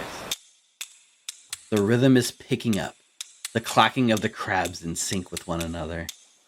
It fills the air with a drumbeat. You look out across the sea, trying to remember that place that was once your home, only to realize it's been forgotten. This is your domain now, your home. Your flock depends on you to keep them safe. As the music picks up, you find yourself bobbing to the beat. The ritual is at its full force, the crabs in you all dancing to the music. In this moment, you are not dozens of individuals, but a single organism feeding off of each other's emotions. You feel a sense of peace, something you have been missing your entire life. And in that one moment, you live 100 lifetimes, drawing it out as to make it last. Finally, you feel as if you've reached your nirvana.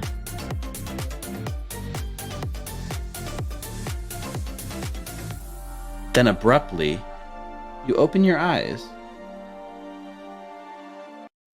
and realize the ritual is done. You are alone. The sun is gone. Instead, a full moon standing above you. The moon has a face, a devilish face that you almost recognize. It speaks. Just because you have forgotten me doesn't mean I've forgotten you. A wave crashes against the shore, and as the wave recedes, you see shadows left in the sand. Quickly, the shadows begin spreading across the island towards you. Another wave crashes on the other side of the island, another shadow creeping towards you. All around, the shadows reach out for you. You spin and run away towards the center of the island. A giant tree calls to you from its center, one you don't recognize. Where did it come from? Zeke, help me, says the tree. Zeke. The name hits you like a mace, one that hasn't been spoken in forever. Zeke. That was your name, from multiple lifetimes ago. Help me, Zeke. Help me. You run towards the tree, the shadows in pursuit. Large roots tear up from the ground, smacking the shadows and beating them back. Reaching the golden trunk, you climb up into its limbs. You feel like a child in the arms of its mother, safe from the dangers of the world around you. You open your mouth to speak, not sure if you remember how to use words. Would you like to say anything, Zeke? How can I help? What's wrong? The tree doesn't answer. Instead, it begins to rot from around you. You notice the golden bark decaying. The branches you were being held in starts to loosen its comforting grip on you. The safety fades, and you find yourself falling towards the sand, towards the swirling shadows waiting to consume you. You open your mouth to scream, to do something, but you cannot. Right before impact, you shoot up in bed, sweating heavily. You cough, realizing that something is preventing you from breathing. But a moment later, it's gone. You wipe the sweat from your eyes, sure for a moment that you saw the shadows in your room. But as your vision clears, nothing is there. You collapse back into your bed, breathing heavily, with that voice stuck in your memory. Help me, Zeke. Help me. And that's your dream sequence. Took a turn there in the middle. I like the beginning a lot. I want to go back to that dream.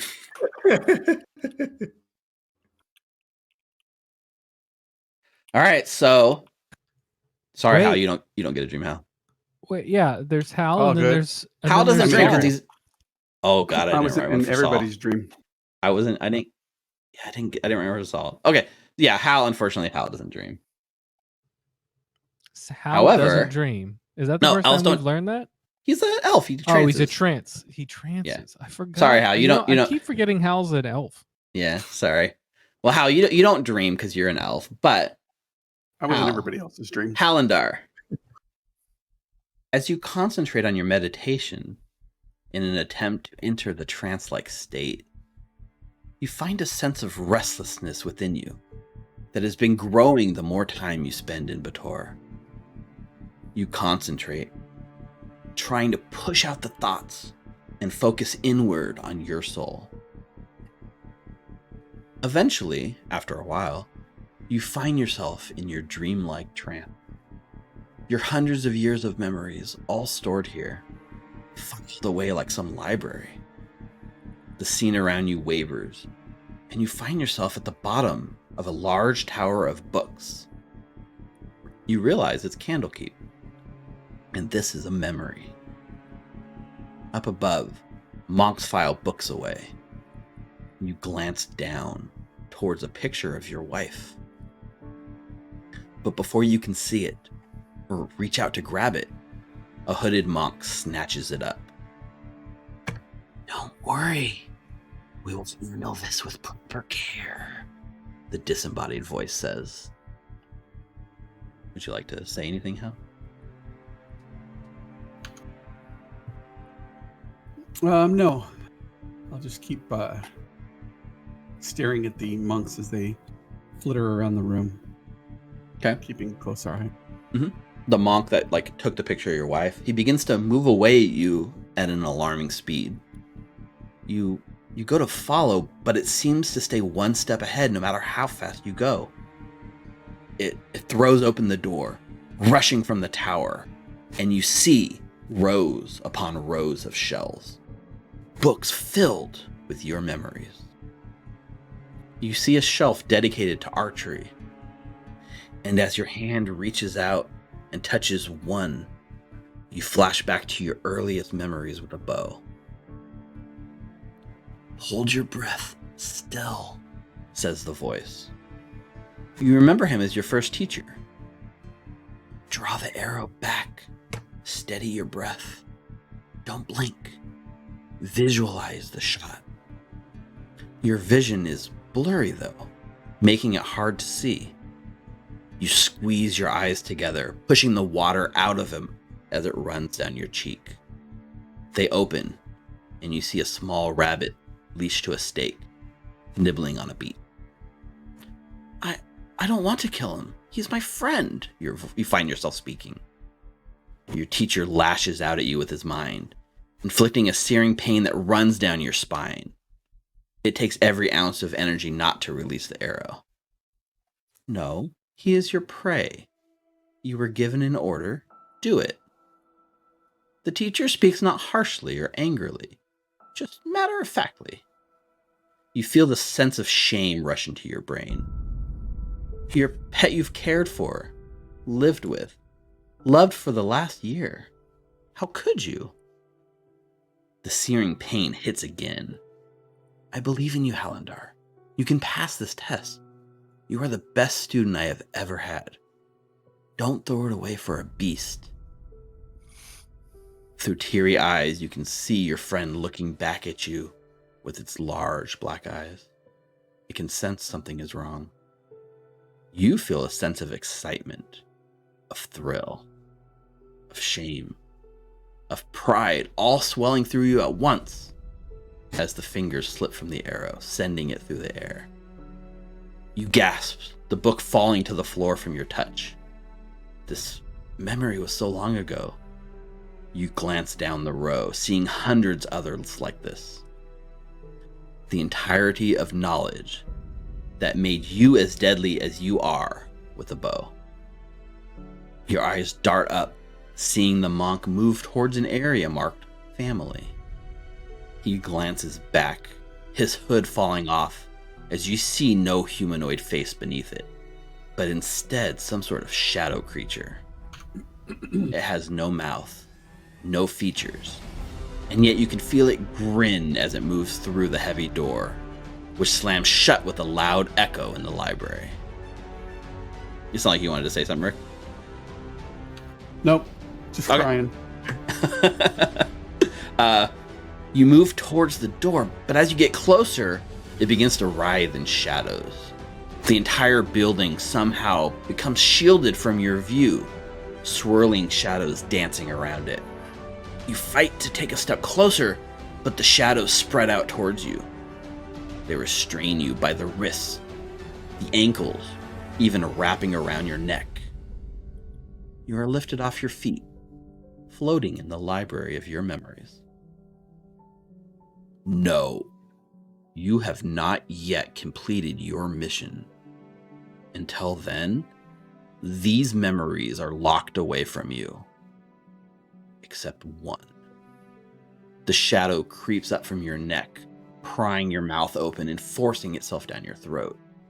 It connects with your brain, and you feel another memory, but not yours. You feel the cold steel on your wrists, the scabs beneath them from when you still struggled, the cold stones beneath you, sapping every bit of warmth you used to feel. Silence around you, stealing every sense of the outside world you used to hear. And you feel the single thing keeping you going, the warmth in your heart, the love you feel for your husband, Hallandar, knowing that he's coming to save you and your son. You wake from the trance, greeted with a dry throat, scratchy. The last feeling you are left with is the love your wife felt for you. And that's when we're going to go to our break. Sorry to be so heavy, G.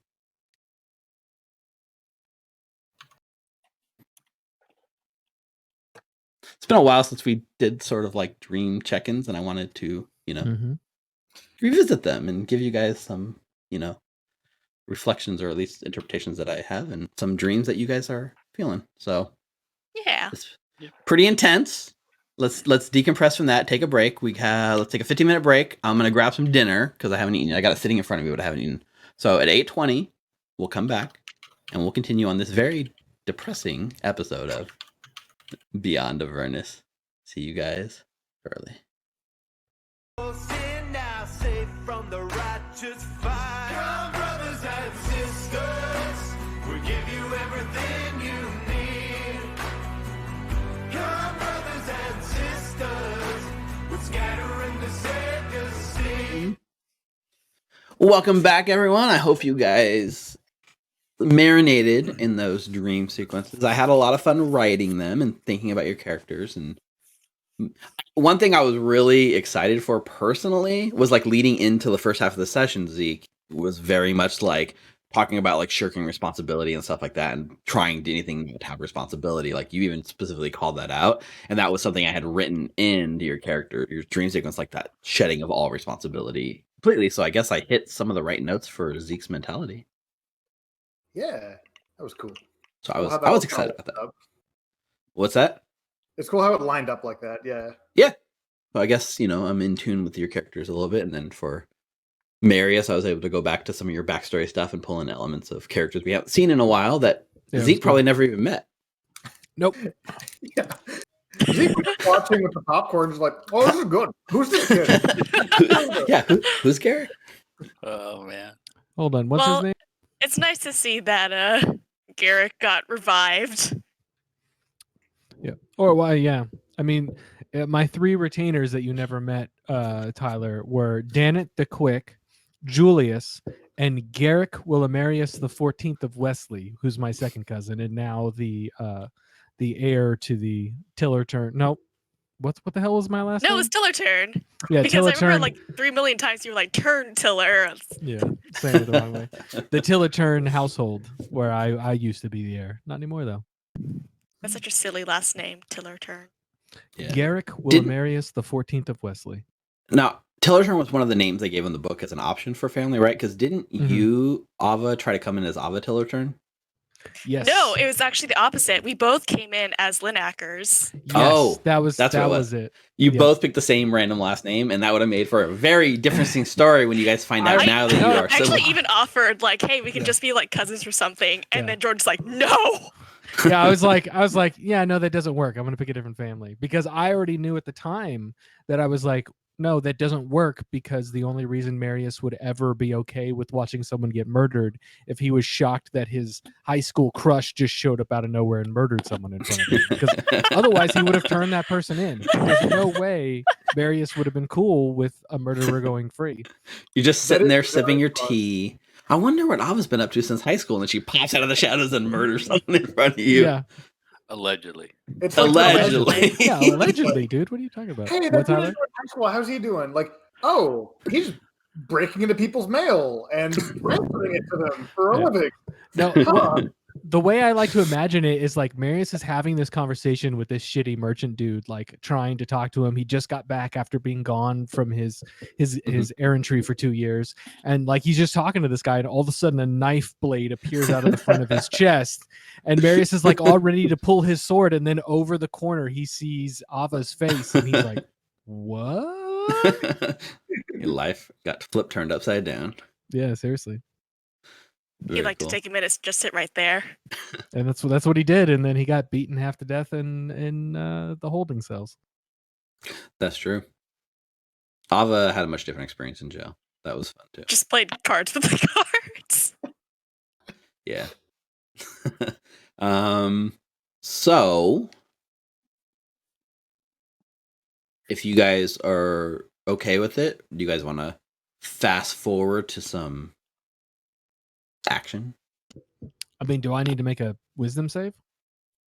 for You said that the dreams were because of Arthur, and in the third paragraph, it's an option for the dream to like send it as like a threatening sort of dream, but it's not okay. the only thing. They were not sending it as a threatening Okay. dream, because the threatening dream is just a 10-second, you get 10 words and then the scary Mm. imagery. So this Okay, was a little okay. different. Arthur hiring a dozen mages to perform this sacred ritual of harassing us while we sleep. Well, here, I mean, that's the thing, right? Like, dude, just use a sending spell. What is all this bullshit with this So- dream, bro? I was chatting with him over the weekend, and we were he was talking about like, I was talking about the game because I hadn't played in a while, and he's like, I keep Arthur leveled up, and like I took Dream as a spell. I was like, oh, go on. He's like, yeah, I figured if I needed to contact them, I could get a hold of them that way. Nice. So he came up with this idea, and I was like, oh, so you'd want to show up and say something? He's like, no, I mean, I don't think I would want to show up, but you can cast Dream on someone else and have them show up. So maybe like Arkan or something. So I had your whole dream sequence kind of like mapped out, and then I shoehorned in Arkan in the middle of it because of Arthur taking Dream as a spell in the background. Nice. So Nice. that was just his way of reaching out to you. Well, I mean, I'll take a cue from Morthos and or Mike and just be like, don't worry, Arthur, we're coming to kill you. And Just kidding. That's Jordan saying that. That's not Marius. Marius I don't know would who never Mike kill is. an I innocent really life. feel like Yeah, Marius, Marius currently checking out his new personality traits. Stroking his nuggets. Hmm. I Definitely asked, wouldn't sacrifice innocent lives for the greater good. Definitely wouldn't. definitely. It says would not right in front of that bit, I'm sure. Oh Yeah. wait, no, it says will. Shit. Oh no. Oh Yeah. no. Oh, that's not Some of those good. personality traits are no joke. Yeah, I got lucky. I actually got really. You lucky. got pretty lucky. I agree.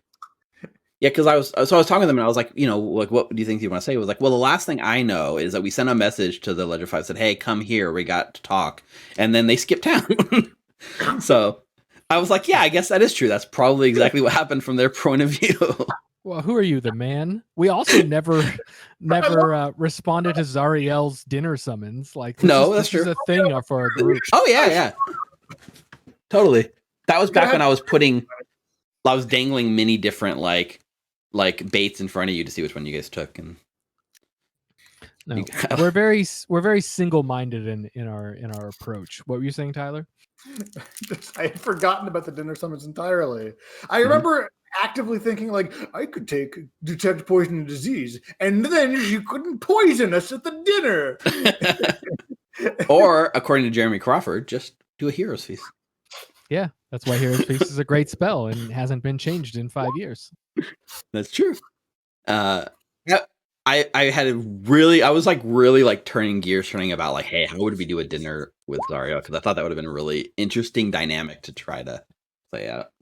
But we had a very interesting campaign even without that. So thanks for keeping me on my toes. Hopefully I can put that a little back on you with these dreams. So how about we cut straight to the pit? unless you guys object. Well, if we're cutting straight there, then I need to mark off a spell slot. That's fine. You guys get your long rest for sure, and then you can do whatever you need to do. We all have 16 extra HP also. Don't forget. Yep. I've marked that on my character sheet. So I'm marking off a 4th level spell slot. I cast Death Ward either on my husband or my wife, whoever takes it. Husband, because wife can do it herself. Okay. And she's an independent woman, and I respect that, so I cast it on Zeke. All right. Do you want foresight as we get closer again today? Yes. like you what? Yes, I do. Would you like advantage on everything? Yeah. Zeke says that out loud, and both Marius and Hal goes, yes. Yeah. Yeah, exactly. I don't have Oh yeah, it is on everything. That's true. I thought it was just like certain things, but it's attack rolls, ability checks, and saving throws, which I think is everything. Yeah, but Hal already gets advantage on wisdom checks and attack rolls if he just closes his eyes. So, well, they'd have to not see him too in order to get advantage, right? Yeah, so he just walks around a corner and then. Yeah. We've already bent the rules of reality so much that that is correct for the most part. No, Hal just came from the movie Wanted. Yes. Exactly. That's why he can curve his arrows. Curve the arrows. So, are we playing Rochambeau or rock paper paper who are you shears casting or boulder paper shears? I'm trying to find other buff spells. That way I can buff both of you while I prepare spells. Oh, I'm just playing. Okay. I mean, I can see an argument. It's just the only reason I think it's a good idea for Marius is because he's the tank, and everyone having disadvantage against hitting him is fantastic. But like, I can see the argument for Hal because with his current setup and all of his like elven accuracy and everything, he's got like a 28% chance to get a critical hit on every single attack. So it's like I can see the argument for either character. You know what I mean? Yeah. So what you're saying is take 2 levels of sorcerer and twin it. Fuck. Wait, isn't there a feat that just lets you take a meta magic? Or did they did they actually get rid of that, or did it make it different? Yes. So you can twin foresight. Or does it have to be a casting time of 1 action though? Foresight's a minute. I don't know off the top of my head. I don't know either. That's an interesting thought to look into. Yeah. Oh, I need to mark down my 6 magic swords. Oh yeah, so in the morning as you guys set out for your thing, there's a bundle. You have 6 + 1 longswords. They're totally mismatched, and they look like they come from like completely different like makes. Like one's elven, different one's countries, dwarvish, different countries, different eras of time. Like it's just this mishmash of like swords that they've collected over the years. So they are definitely like secondhand, but they're magical, so they're not worn down. It's just completely mismatched. Twin spell. When you cast a spell that only targets one creature and doesn't have a range of self, you can spend a number of sorcery points equal to the spell's level. So you have to have a ton of sorcery points to do that. Oh, the sorcery points equal to the spell's level. That's the kicker. Yes, yeah. That's the kicker. Balanced? Ew. Yeah, balanced. Disgusting. Oh, so look at what you're saying is put it in chat immediately. Give you a magic item that allows you to twin one spell once a day, like Jester. Yeah, like Jester. Because it doesn't backfire there. We're talking about balance, right? So critical role is the metric. To go balance went out like 8 levels ago. We are just in fun territory. They're gonna let the ASMR what is she? Barbarian? No, what is the class? She's a barbarian. Yeah, barbarian attuned to a holy avenger. So we'll see. I think she might be looking at taking a level of paladin or something. Well, she doesn't have the charisma required for it, so it's an interesting. Neither did Ford when he became a paladin. True. I don't know how can far always off hand wave rules away. Yep, or hand wave sage advice away. Exactly. Thank you. Hey, if we're getting rid of the Heroes Feast stage advice, can we just retcon? Remember that time like 6 months ago when I was like, I might want to be a warlock, and then my charisma wasn't high enough. Right. Well, the interesting thing is, like in this campaign, I was adhering very strict to that because Hal had a very specific plan laid out and realized that he didn't have the multi-class requirements, so he had to go about it in a different manner. Is that right, Rick? Yeah. I had to spend my ASIs to boost my stuff. Yeah. Oh, interesting. And then you finally you still kind of made it there in the end, but it was a little rougher in the beginning. So, so no, you cannot multi-class into Warlock, but you can certainly sell your soul. If I officially sell my soul, does that make me like an intern Warlock? Is that Maybe? Yeah, maybe you'll find an unofficial way to sell your soul. If you wanted to become a Warlock, then retroactively we could have sold your soul for some stat bonuses, right? But we did not go down that path. We've gone down a very different path for Zeke, and I am happy where you have ended up. A very fun time. But Brianna's now forcing you to change your class another time into Ranger Swarm Fever. So yes, that's correct. Swarm Fever. I want a swarm of crabs. Mm-hmm. It's a good visual too. It works well. I mean, the other day we saw a swarm of chickens the other day, and that was amazing. Took me back to Zelda days. You know what I'm saying? Mm-hmm. That is exactly the imagery I wanted to evoke every single time. Nice. Kara's attacked with her crossbow, or not her crossbow, her bow and arrow. Yeah, it was very nice. Very nice. Nice. So Tyler, who's getting it? Yeah, who's getting it, Tyler? Mary's is. Okay. Mary's. I'm looking at my spell list. I don't actually have almost any other buff spells. I just like this. Mm-hmm. I will hit you up as much as I can though throughout the day, Rick. I can think of one. Crab sight. That's true, yeah. Crab sight. I thought you were going to say polymorph into a giant crab, but that is a more efficient way of that. That's another alternative. Any other pre-buff spells? So you guys can go and figure out like what spells you want to like cast as buffs and stuff. So here's like basically what happens. You get this package in the beginning. There's like a basically some map that leads you. I'm not even gonna like just because I don't feel like dealing with it. Like don't even worry about like the wind walk. Let's just assume somebody cuts wind walk on you for the day. So don't even spend your spell slot on that. So you're gonna wind walk to nice garden service. Nice. Yeah. Sick. You spent like thousands of gold. They can afford it. We spent like Tens of thousands like of gold. 20,000 gold yesterday. Yeah. Mm-hmm. You're like, what's money? Just take a sack. I still have 40 some odd thousand. Exactly. You gave us so much money at that dragon. The name of the place, right? It's Maggoth Thyg or Maggoth Thyg, and what Glasya's warning is basically like this sort of cavern is like no devil that's ever descended into this cave has ever returned. So they've just started steering clear because it's not worth their time and effort to deal with it. So it's just kind of been this forgotten cave, not forgotten so much as just ignored because there's enough stuff going on. Why risk our lives? Because it's a big deal to risk a devil's soul. Because if they die here, they're dead for real. That's why they have pawns to do their dirty work for them.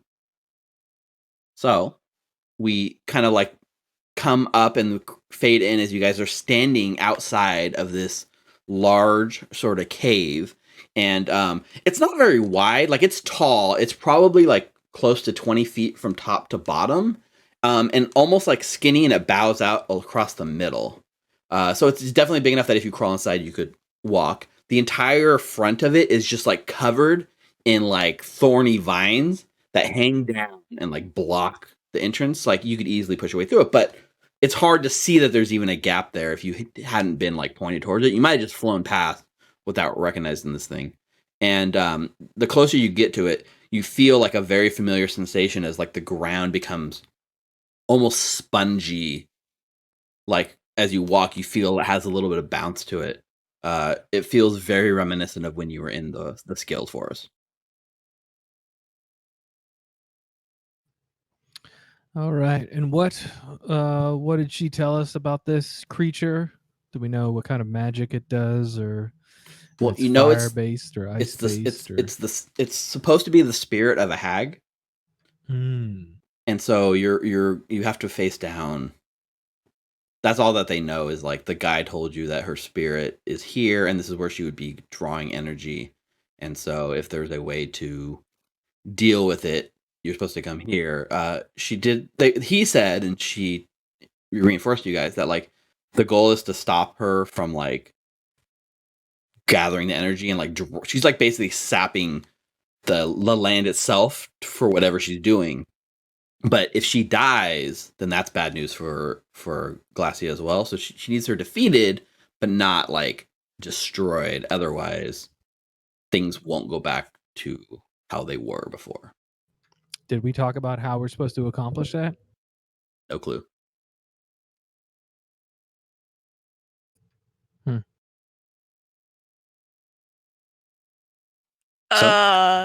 Non-lethal I really don't know. Anyone else have any ideas?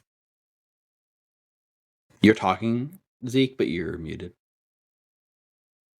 Thank you, I'm a moron. No, you're not. Everyone does that. All the time. Do we have any? That's why you were asking who had it. That makes so much more sense now. Do we still have the manacles from our adventures with Arthur? That's why I asked who had that. I don't. Anybody Someone have it on the does. character sheet? Were they just regular manacles or magical ones? I believe they were Just the regular one. Yeah. They would have gone into the bag of holding. Who is that? Oh, we still don't have one, do we? Did nobody I pick one up believe in someone Candlekeep? I believe someone attempted to buy like dimension shackles, but Oh, we I don't failed think to that check. went through. But nobody got a bag of holding? Or a We bag had of a bag of holding? holding. Oh, okay. That's what I was confused about. Is it in the bag of holding? Manacles? Yeah. Not on my character sheet. Is it in the bag of colding? Is it in one No. of those like there's like 800 sacks of gold back at the Garden of Delights? Maybe it just fell into one of those. Did we leave the fortress up? And it's Oh just no, you containing would all have of our taken gold? it. You would have taken it. That's true. I don't think we would have left the gold there though. No. Hey, now that you know we have at least 20,000 gold, we're going to leave all of our money in this tower. Yeah, we Yeah. totally trust you. Your BFFs. So I mean, if somebody wants to pull off manacles, you can look through all your stuff, and somebody will eventually be like, "Found it."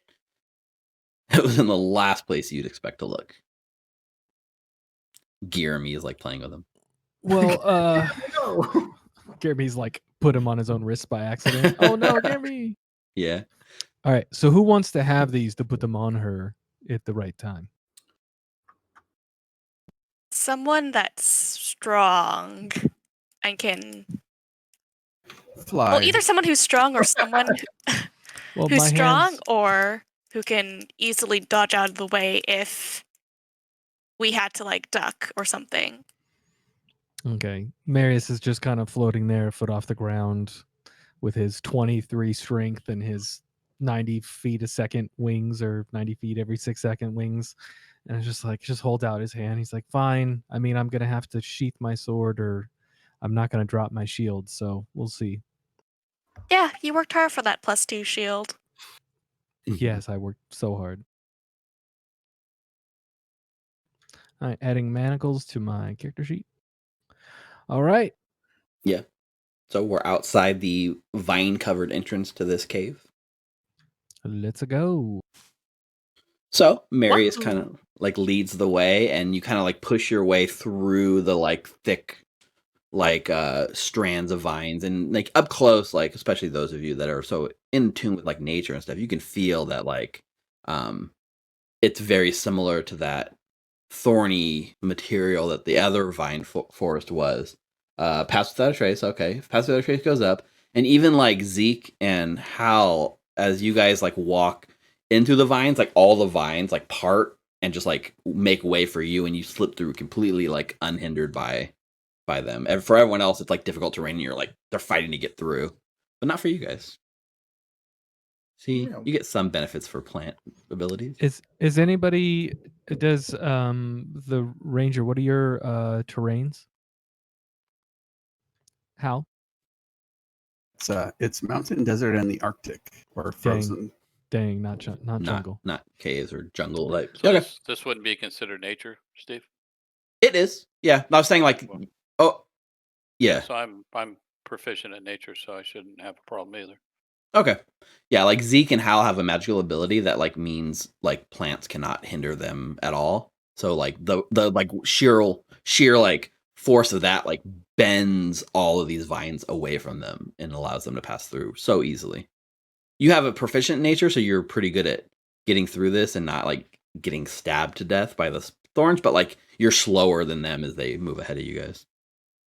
And yeah, I'll take you to the map. Double check your toe. Oh, question. Is Saul coming with you or is Saul staying? Saul's probably within a mile of me. Yeah, just like outside the cave, but up and safe. Up in the air, keeping an eye out the way he usually does. Yeah, because even still, like you guys landed and go in, but like remember, like this whole terrain is like a giant infinite slope and tumble, like rocks are coming down all the time, flying over the top of the cliff and smashing into the ground. Like staying on the ground is dangerous. Like if you hug close to the entrance to the cave, all the rocks kind of tumble and clear your head before they continue rolling. But Soul can fly, so up in the air, no cause for concern. Okay, I'm gonna move you to this map. You guys can double check your tokens because your hit points probably aren't updated correctly based on your bonus hit points and long rest and all that. So go ahead and check this out. Okay. So you push in and you step through the vines and they finally give way, and the cavern, this long kind of cavern, it slopes upward a bit. So you're kind of like going uphill as you walk.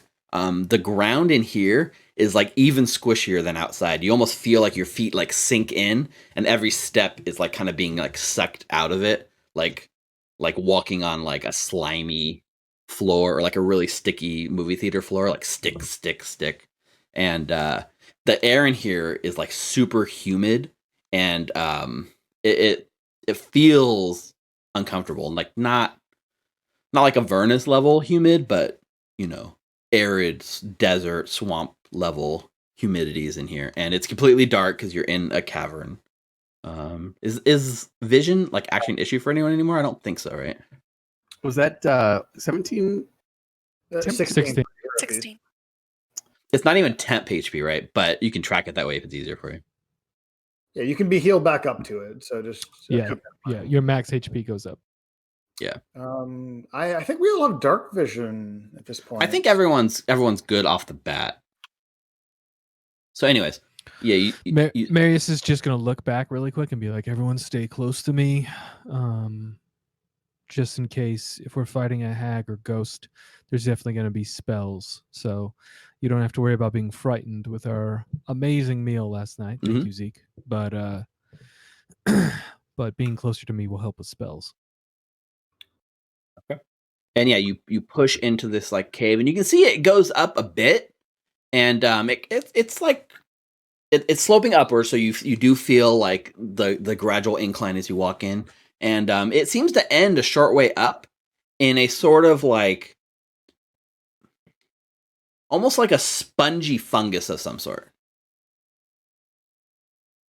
up here. Spongy fungus.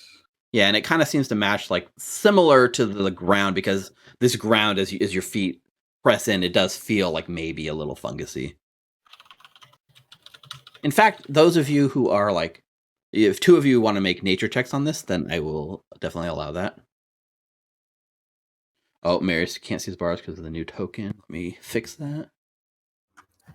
Who wants to make it? The people who are trained in nature, I got 0.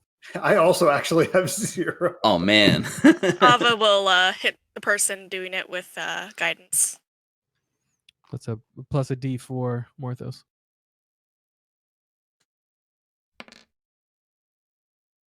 Okay. Get worse than that. Fucking 15. 9 and I got a 14. Jesus. That's not bad, but it's not great. Yeah, you're looking at this like fungus, trying to see if you can make some sense of it. You've got a lot of experience, especially in forests and being in different kinds of like plants and stuff. Whatever this is, it's not something you're familiar with. It feels foreign to you. Like you can't seem to place it.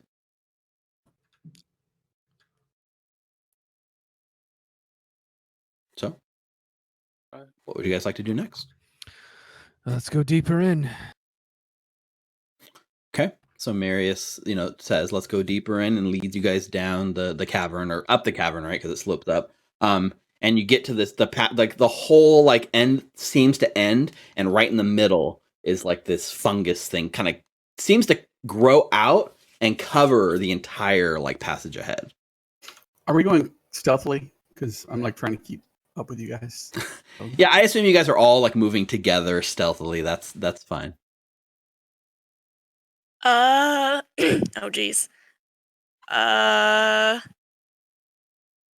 these fungi safe to touch? Yeah, go ahead and touch them. Maybe not with I your. have no idea. Maybe not with your bare skin. So Yeah, I've never seen anything like this before. that's not a good sign. It is. Yeah. At least you're immune to poison. He says begrudgingly. Okay. So yeah, I mean, the only way forward seems to be you can see the way the fungus is growing. There's almost a bit of a seam here, it's grown out, and the cavern is narrow ahead, but you could squeeze through single file and kind of squeeze through the fungus to get deeper into these caverns. Let's go. Unless you want me to cut us a path.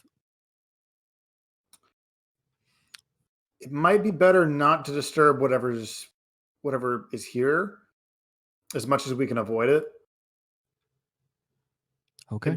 Because fungus also have networks. That might be a sensory thing for this hag.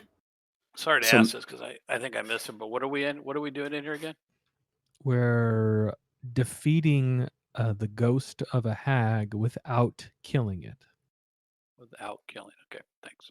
Without killing it is the cherry on top that Glasya is asking for. So you watch, you guys watching the thing is Marius kind of goes in right away and immediately is enveloped, you're squeezing through. The space is not big, and not only is it not big, but it's covered in this fungus that you push through, and it feels like you're almost swimming through sea kelp or something like that.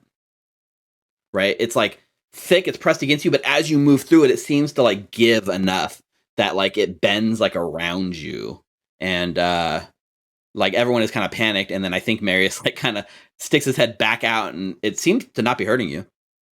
It's just uncomfortably tight, and you can't breathe when you're in there, so you gotta take a breath and go in. But how long we can hold a breath for is based on our con, isn't it? Yeah, it's 1 minute plus 1 minute for every con mod you have or something like that. And then after that, you start running out of breath, and it's an extremely large amount of time. Don't we have water bubbles? If we need them. Marius puts on his... Oh, yeah. That actually would work. We all have those. Yeah. Well, assuming you have to breathe. Yeah. Breathing bubble. Yep, everyone pops on their breathing bubble to move through. Let's go. Spaceman. Okay, so Marius goes in, and then Zeke is moved up, so Zeke kind of goes up behind him, and one by one, you guys kind of file in up through the fungus patch, staying close to each other, feeling it squeeze upon you. Oddly though, even Hal and Zeke, as you guys kind of move through this, it doesn't even bend around you. It presses up against you, and it does seem to restrict your movement. And eventually, Marius is not too far, right? It's just a small sort of 15, 20 foot tunnel, and you emerge on the other side. And Zeke? No. And Ava? That's a lot. Oh, this is a lot. And Hal, you go through the tunnel too. And Morthos, you squeeze up in here.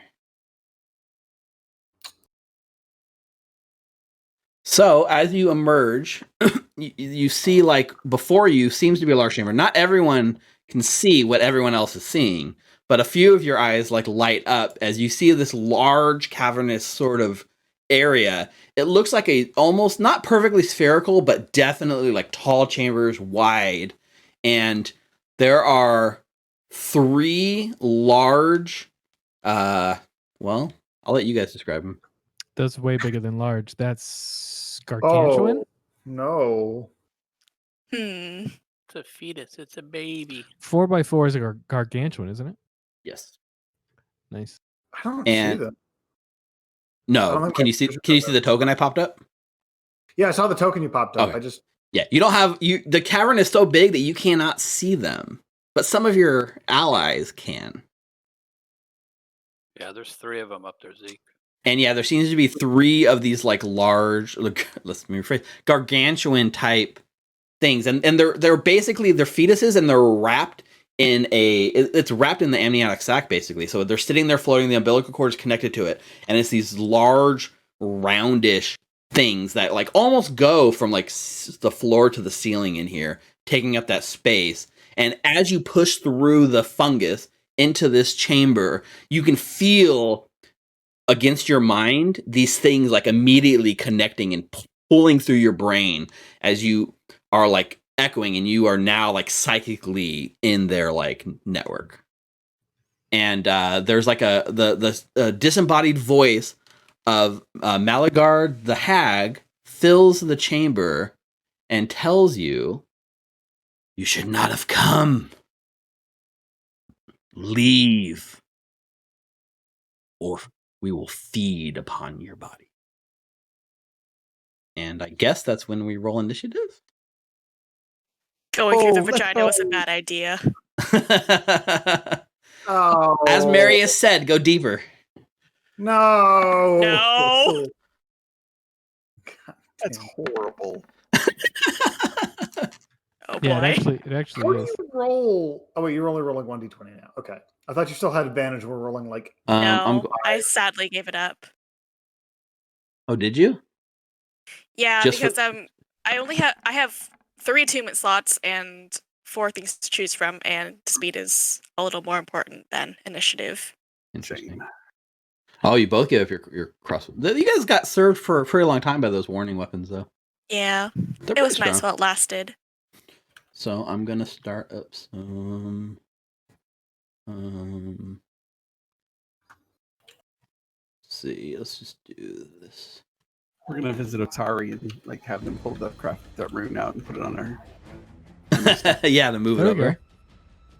Yeah. Okay, so you guys all are aware of like the psychic connection and being in this sort of chamber. I'm gonna roll initiative separately for each of these guys. So initiative macro.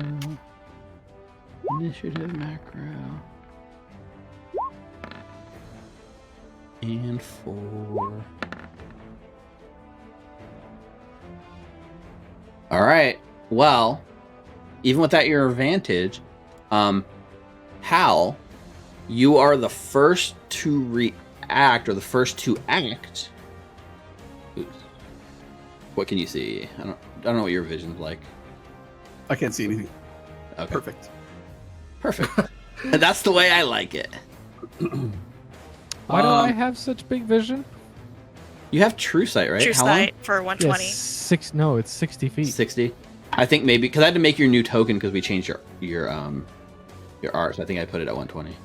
Yeah. So mine is here. Oh man, I hate the way Roll20 does lighting because I can't I'm even at see 100. 60 feet. I'm at 120 still. Yeah, so you have you that can see warlock it. It tapers off right at the end. Yeah. Yeah. Okay. So Even if you only can't, see all. they're not hiding. They're not being like sneaky. So they are very aware. You're aware of the sounds they're making and the slurping sounds, and Is stuff. it dark in here? it is dark in here. Yeah. Okay.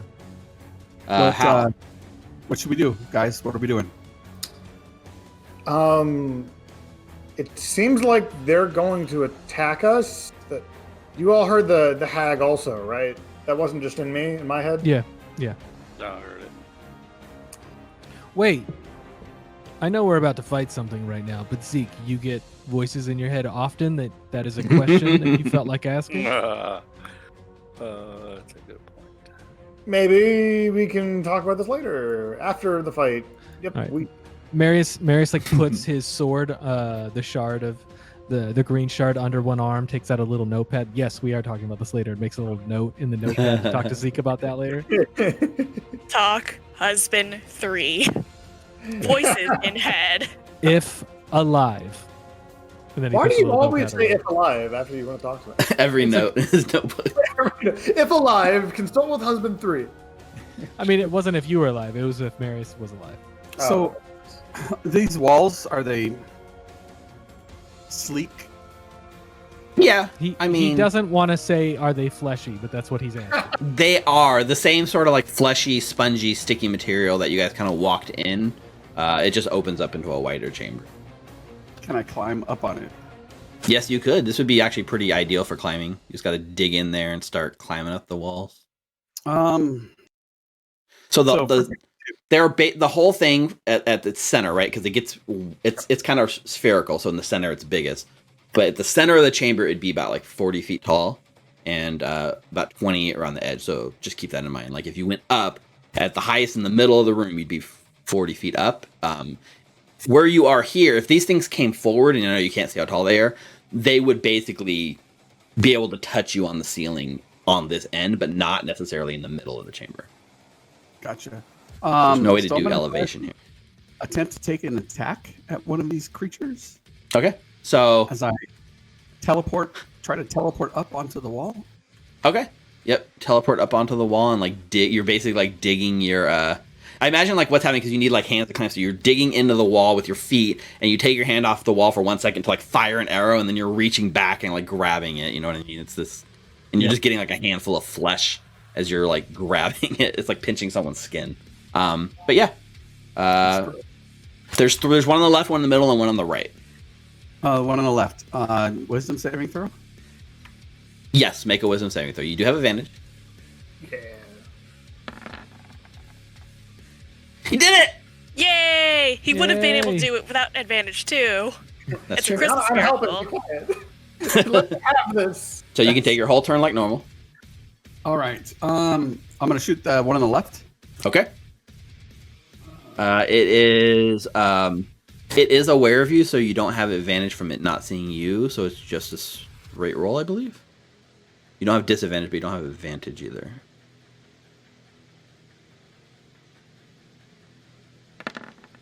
Actually, yes. Okay, yeah. 17 hit. So the bow like rings out, and you watch as it pierces like the outside of like the sack and like goes right inside to it. I want to do. I would like to try to do a bursting arrow. Okay. Your fire energy from the attack. Flames explode after your attack. Immediately after the arrow hits the creature, the target, and all the creatures within 10 feet take 2d6 fire. Okay. No saving throw, just straight. It doesn't say save. Yeah, I don't think they do. Okay. Yep. So it takes 17 piercing from the arrow, right? Mm-hmm. And then it explodes and does like another 6 point of fire damage to it and to everything within 10 feet of it. Which, as you see the edge of the chamber lights up momentarily from the explosion, it does not look. I'm going to copy paste your token for a second so you can all see the light, or so you can see the light of here, Rick. Explodes around it for a moment, and then like the light like fades. Okay, cool. I will shoot the one in the middle. Okay, that's right. You can do this. And I'll teleport 10 more feet up. 10 more feet up. Yep. You're like on. You're basically like on the ceiling by now because it's not too tall.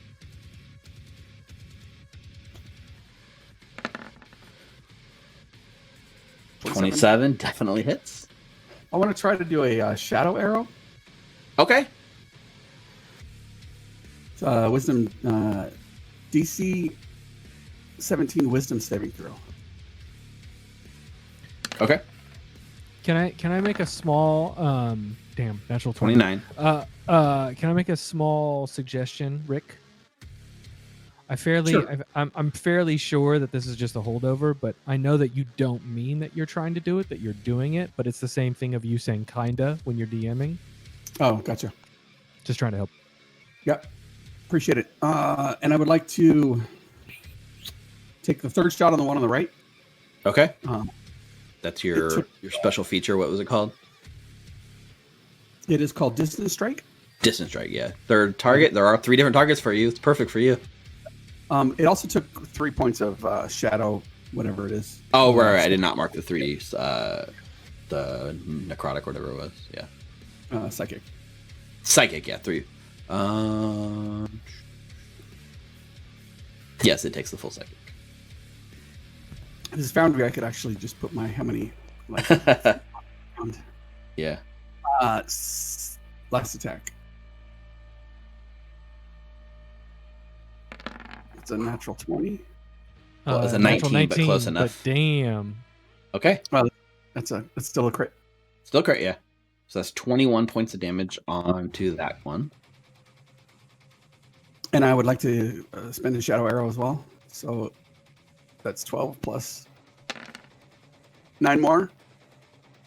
And that's a wisdom save? Yeah, so this is 13, 21, 31 plus 12, 43, 40, 52. And wisdom saving throw. Yeah, and that's dependent on if he makes the save, right? No, that's just the damage right now. The save is to negate blind effect. Oh, okay. 19. Okay. Yeah, saved. Okay, so then, yeah, I took a lot of damage on that one. That's, it like seems to like to feel the psychic pain, right? And as they're in your brains, and you guys are all psychically connected, you feel its pain on yourself, not physically damage-wise, but the torment that you're inflicting with these psychic attacks are like reverberating back into you and everyone. You can feel it. So that was bonus action. Not want to do anything. No, I think I'm just going to move up. That is my turn. Okay. Are you moving more towards the center of the chamber, or are you staying back here? I'm just going to move up. However that goes. So I'm up 30 feet, 40 feet. How far can I get? 50 feet? The center of the chamber would be 40 feet up. So like where you are here, 20 feet's the max height. Right around here would be like 30 feet the max height, and then right in the center would be 40 feet, and then it tapers off again. I guess I would just continue up. Okay. So you can at least see everything. You can put me where you want to put me. I'll just move you up like here. And you're like on the ceiling here. Okay. At the end of your turn, this spirit, like you can see now that you're in the middle, it flies out from the walls of this place, and you see it kind of like come over, and it actually merges, like it like goes into the fetus itself. And it's going to use a legendary action, and it's going to use the legendary action Nurse Fetus. And it's going to attempt to heal this baby for 20 Max healing. All right. That was... Oops. God, roll 20. Come on. Brought to you by Foundry. Okay. There we go. I was like dragging the token. I'm like, no. All right, which fetus is this? The one on the right gets to go next. So you watch as it shambles forward, like closer to the middle of the chamber. But it like rolls, and it's like this blobby sack rolling forward. But it doesn't move very fast. It only moves about 15 feet up. And then it is actually going to like cast a spell. Where I just had this open. Okay, so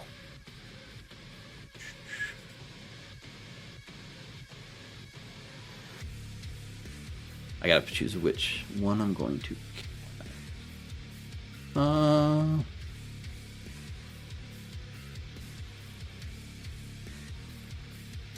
So.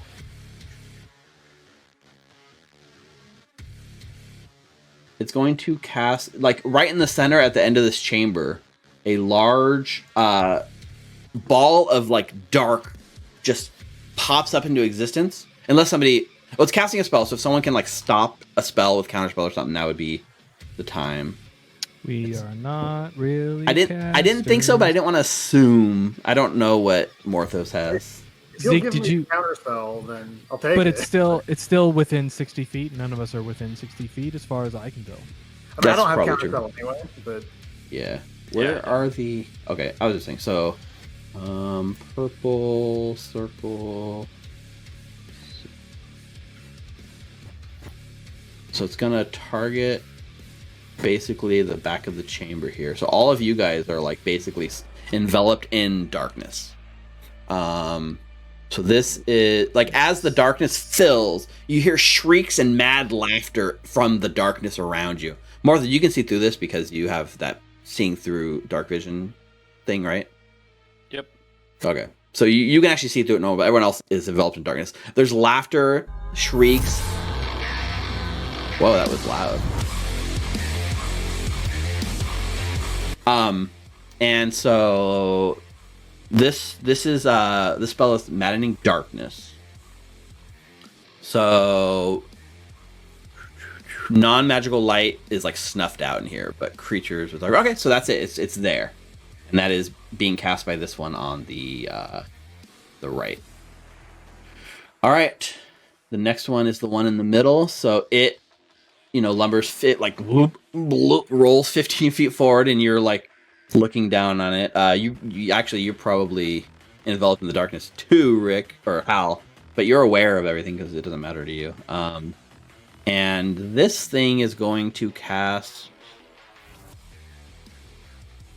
another spell, which is it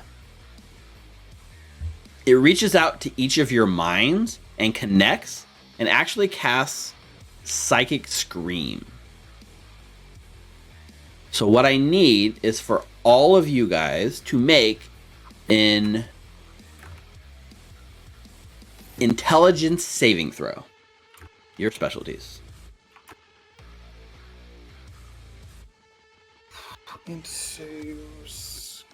That was all of us? Everyone, yeah. It's 10 creatures within its range, and you're all within its range. Right. -1 for Hal. Yikes. Saves. Marius fails. Ava succeeds. Zeke succeeds.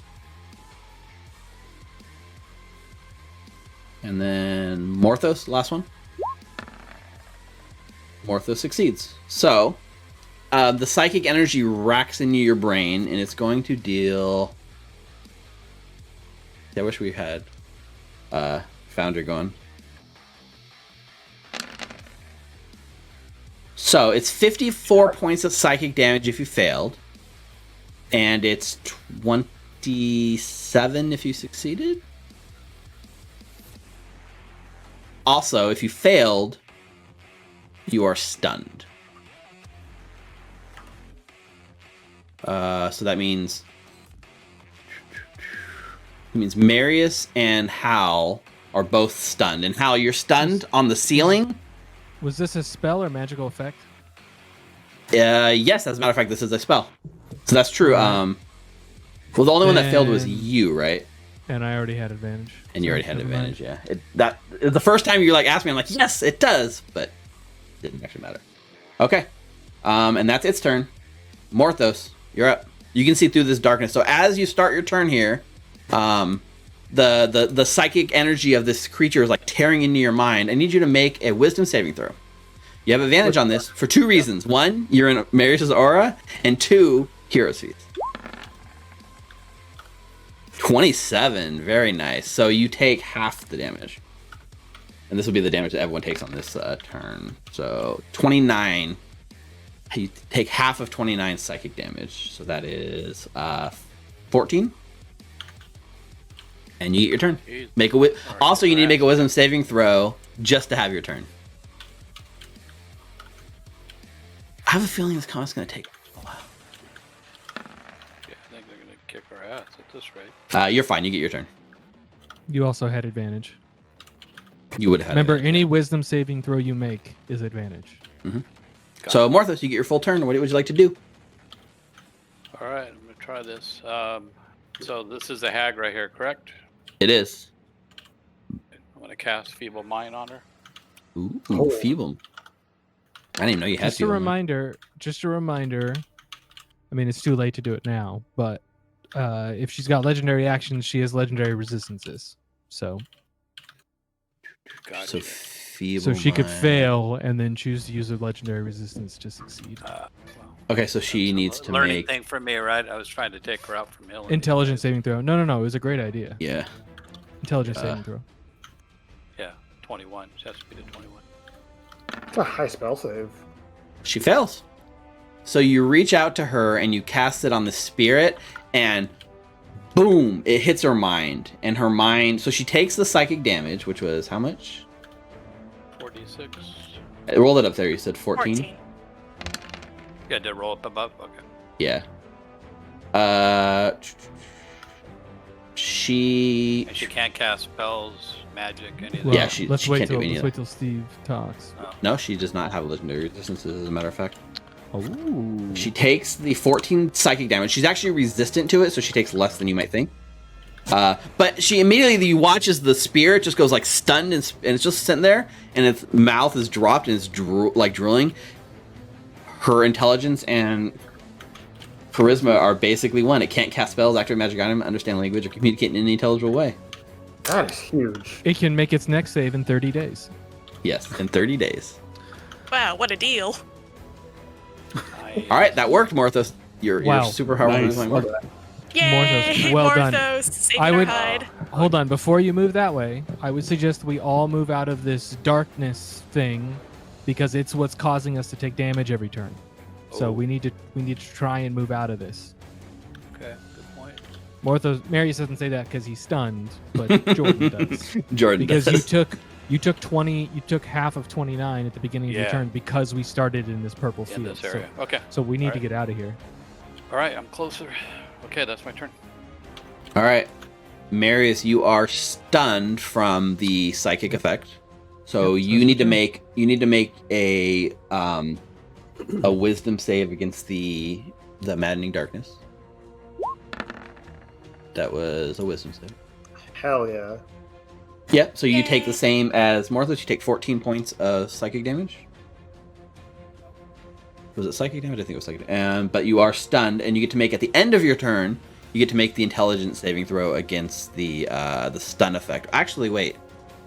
Psychic scream. Yeah. You get to make at the end of your turn.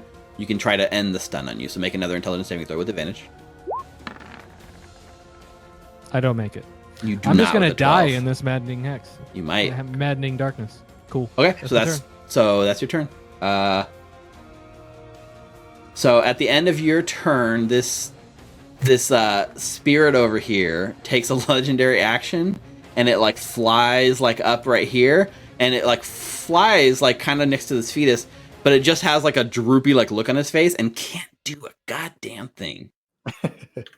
Ava, first, let's make a wisdom saving throw to see if you get a turn. Okay. That's with advantage because of hero's feast. Nice. I think that's what this combat is designed to do. You're good. 26. Okay, Now next. remind me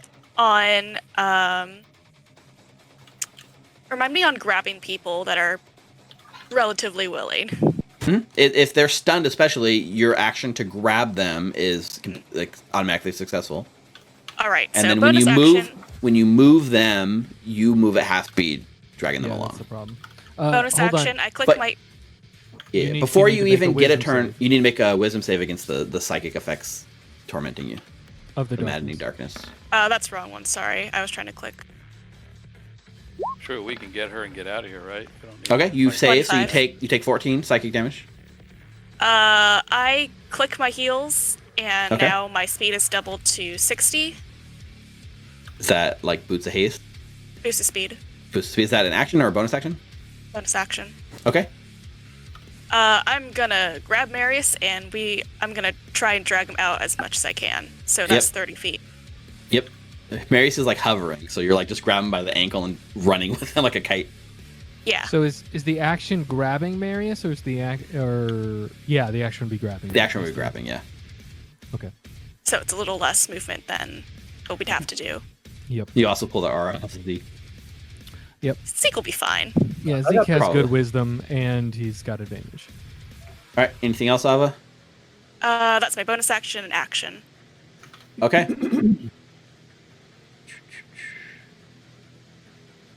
So here's what you see next. This fetus here.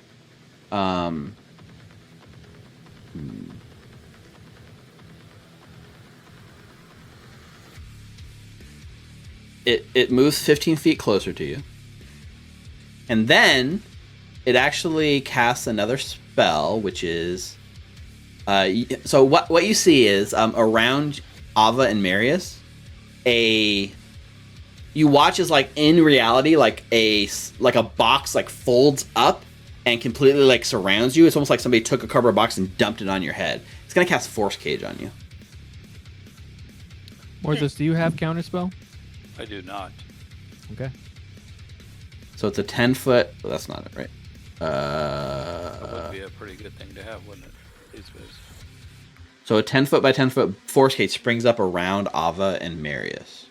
So you can't. So the prison. This is a box shape, so it's 10 feet on the side. It's a solid barrier that you can't see in or out of the area anymore at all. You're like locked inside. The benefit here is as you're locked in this cage, all the psychic energy from outside is completely like pushed away. So you're no longer under the effects of that maddening hex around you. The downside is you seem completely trapped. Zeke.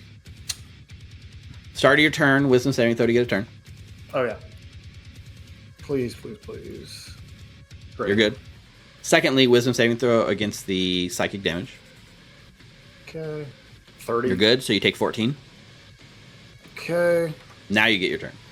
Can I make an Arcana check on the Force Cage to see if it's an effect that I could dispel? You can't see the Force Cage. You're in magical. It's dark. true. You're so dark you can't see it.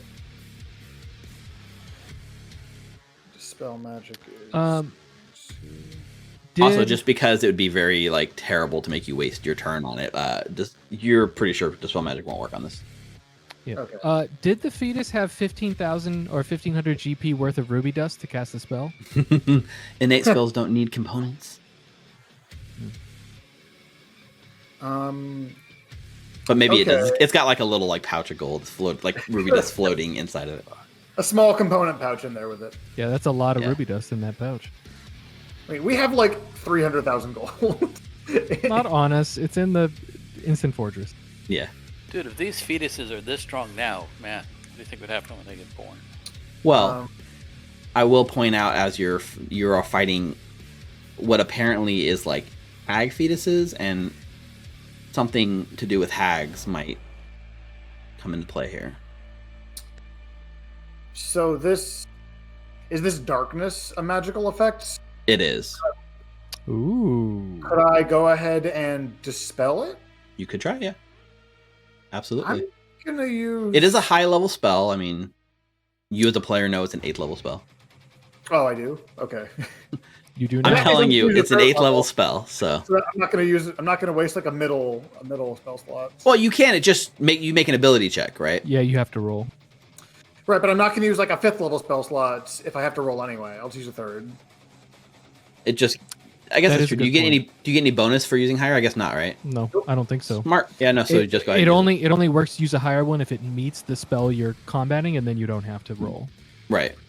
Exactly. Yeah. So go ahead and use the 3rd level, dispel magic, and try to dispel the thing. So the DC is it's an ability check. So 10 plus the spell level. So you need to hit a DC 18 Wisdom check. Right, wisdom check, not spell attack. Not right? spell, just Wisdom check. Okay. Let me... Hero's Feast is only on saves, right? Yes. Unfortunately. Damn.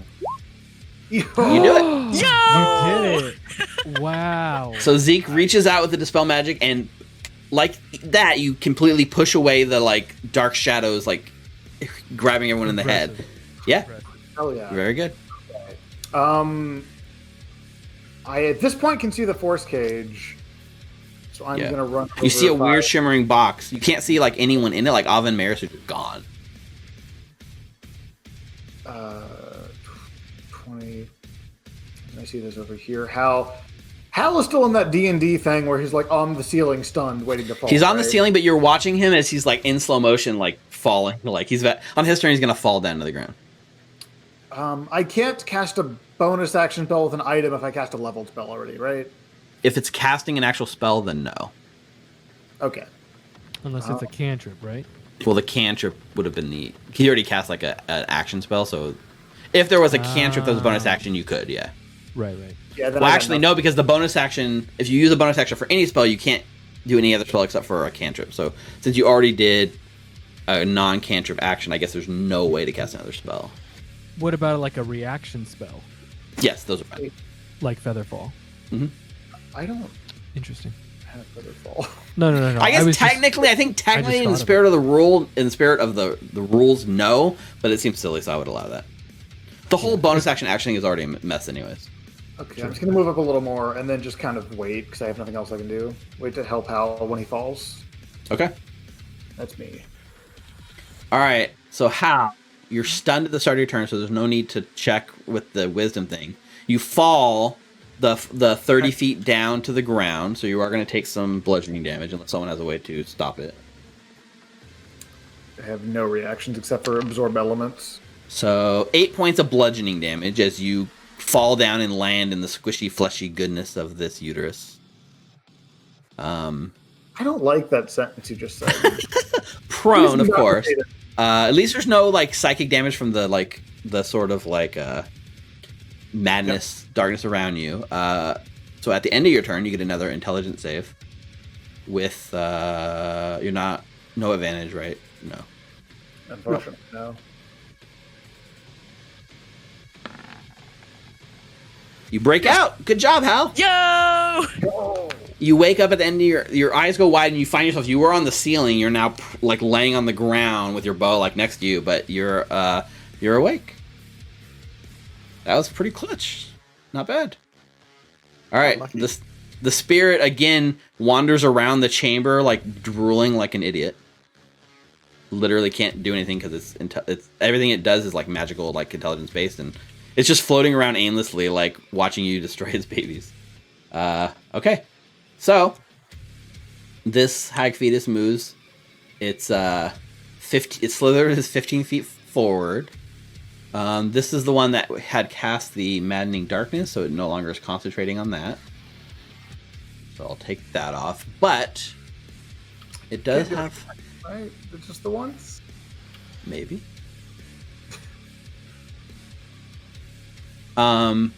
You watch as it casts a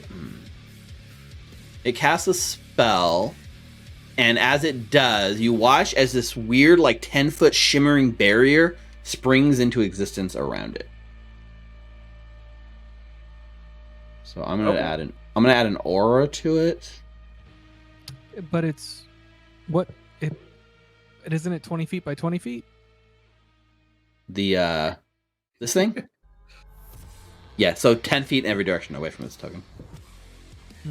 So it's a much bigger... Yeah, no, I mean, auras always extend out from the edge of the token, I believe. Right. I thought it was like the force cage, and I was like a 10-foot by 10-foot yeah, no, barrier. you all watch as this blue shimmering aura like envelopes this baby. And like a force bubble, that type of thing? Yes, and it's now concentrating again. Okay. And that's its turn. So, Hal, you managed to like wake up, and you're not stunned anymore. You're like lying there, and you look up, and you watch as this like this baby slithers forward, and it's as it comes at you, it's trying to like roll onto you and like basically swallow you up. So, it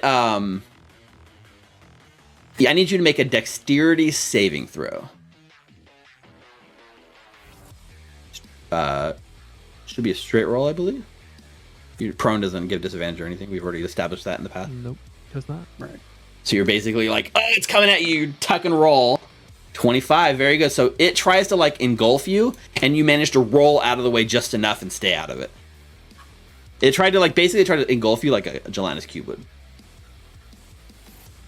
And that's its turn. Morthos. Wisdom saving throw to start your turn. Totally like feeble minding the hag is like such a genius move. Yeah, you get your turn. That was a clutch move. It solves two things, right? One, advantage. Yeah, he does get advantage, but you're good. One, it takes her out of the fight, and two, it kind of solves your disable her without killing her. Problem because we Yeah, could just let Nina's character know, like, hey, come down here. She's just hanging out. exactly. That was so I'm cool. thinking you can probably run up and shackle her when we get out of here. Yeah, But Morthos, fight that was these guys. so smart. So Great job, Mike. your turn, Morthos. Okay, so I'm going to, as a bonus action, I'm going to cast Hexblade Curse on this one. Okay.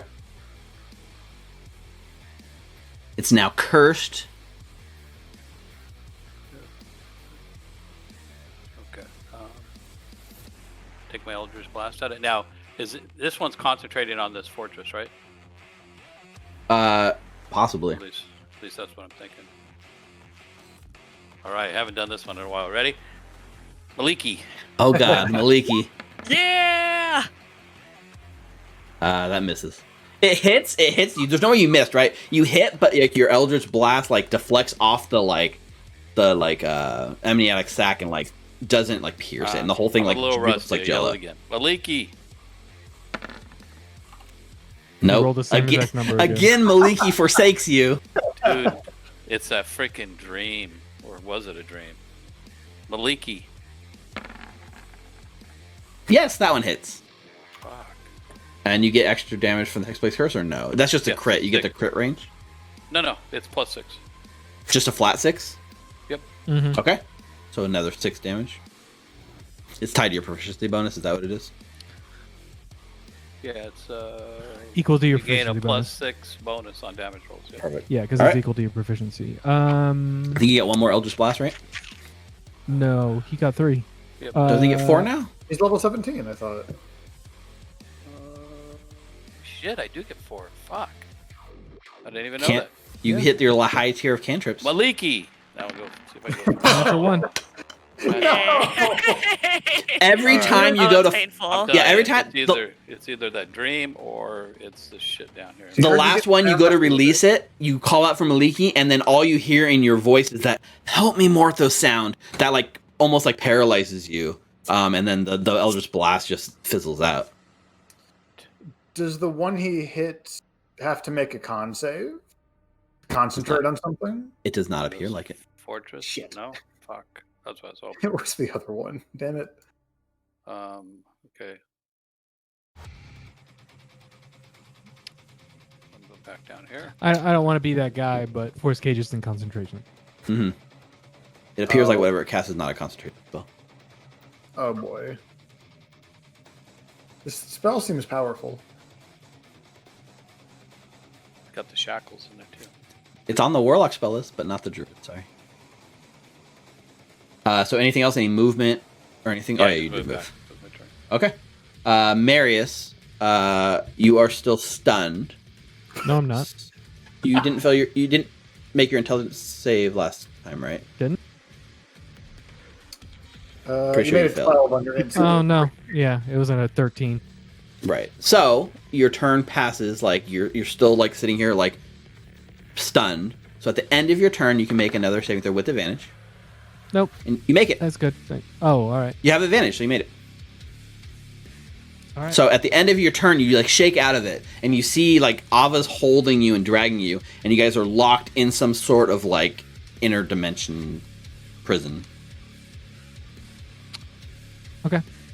We can't see out of it, can we? You cannot No. see in or out of it, no.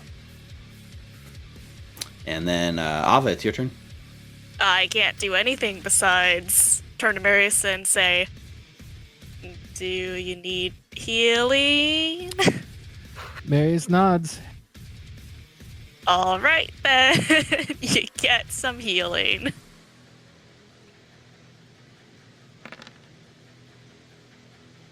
Get 13 points. Okay. Oh, I Actually, should probably see if I make a wisdom save. To make a beat- wisdom save to see if you can get your turn.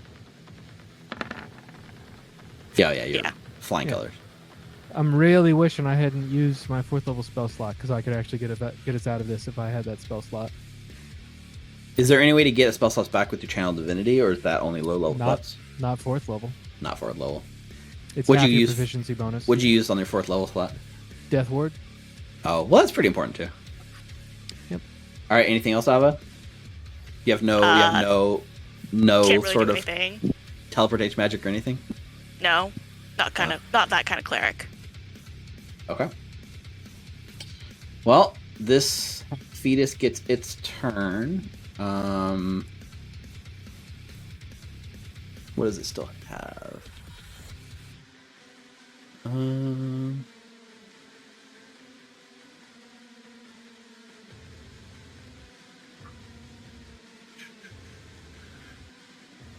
Guess.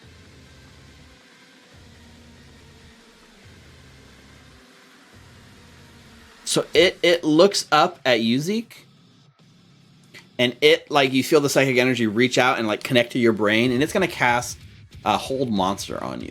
So I need you to make a wisdom saving throw. Hey, I'm not a monster. That's rude. Wisdom saving throw. This should be easy. That's a 28. Yeah, so it tries to cast hold monster on you to paralyze you, but you push it out of your brain, and you are fine. Sick. And it does slumber 15 feet closer to you as it does so. All right, Zeke, you get your turn. Do I? Does it not? It says choose one creature, right? Hold monster says choose a creature that you see within range. That's all it says. That's really bored with that then. So, yeah, Zeke, make the wisdom saving throw at the start of your turn. Is that what you did? Yeah. Okay, you're good. Can I like roll Arcana or anything to like see how I can interact with this cage or open it? Yeah, I'll allow you if you want to. Like, I'll even allow you it as a bonus action if you want to try to see if there's anything you can figure out about this force cage spell. Okay, are you trained in Arcana? Absolutely not. Okay, well, I'll let you do it anyways. So it's not religion. I'll just roll like a 19 or something. Yeah. No idea. It's very high level magic.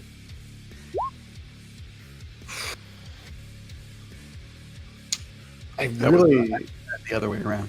The whole person thing. Right, hold person only works on humanoids, but hold monster works on everything except for undead.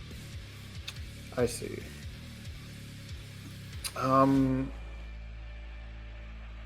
I guess I can go heal Hal.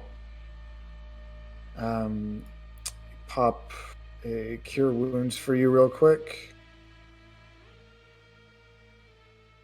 Yeah, you can use some health for sure. Yeah, definitely. It took like let's take 19. 14 and 32. Not my favorite number.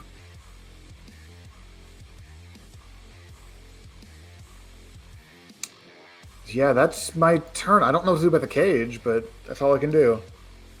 All right, Hal, you are no longer stunned, but you do need to make your wisdom save at the start of your turn. Unless I want to move. Unless you just want to move, that is true. No, I'm not. I'm going to try to make this wisdom saving throw. All right. Getting stunned here would be bad. Oh, Hal. You go to like have a full turn and then boom, that like weight of everything, the planes, even the feast and everything is not enough. You are now stunned with this like large baby thing barreling down on you. On the plus side, the spirit wanders, drooling like an old dementia patient. All right. This fetus, 15 feet, closes in. Closer, like you feel like the space in this is shrinking as these close on you. This one's already concentrating on this thing. So what it does is it reaches out to you, Zeke, and it makes it attacks you. It uses its Psyshock ability and tries to like attack you mentally. So can you make an intelligence saving throw? All right. Not in range. 8. Okay, so you fail. So you take the full psychic damage, which is to say 26 psychic damage. Famously DC 7? Is that not? It's not the DC 7. And you are so overcome with psychic echoes, like your brain is like seeing everything in like doubles and echoing and like screams of your pains of torment everyone around you. You have disadvantage on attack rolls until the end of your next turn. That's fine. I don't do that anyway. That's yeah. So the big fetus here he is going to use his ability to engulf again, and he rushes forward. Hal fails automatically because you're stunned. But Zeke, you get a dexterity saving throw here. Ooh, I'm not that great at these. We need to double check. I'm pretty sure stunned fails dex saves. Yes. But maybe. Yeah. Okay. Yeah. Okay. Okay. So you have a choice. You can either be pushed to the side of the fetus, or you can be pushed south of the fetus. I'd rather be pushed to the side, closer to this cage. Okay. Yep. You get pushed to the side. You all watch as Hal is like engulfed, and Hal is now floating within the amniotic sac. Zeke, and you're staring at him, stunned inside this baby's fluid. Let's see. So entering that space, so you're going to take some damage, Hal. You take 13 necrotic damage. And you are now engulfed, so that means you are now restrained by this thing.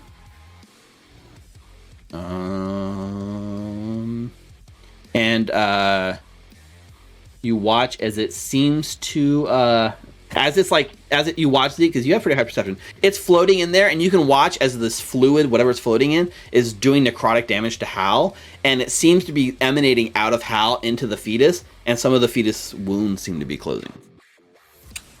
Ooh, it's not the best. Morthos. Wisdom saving throw.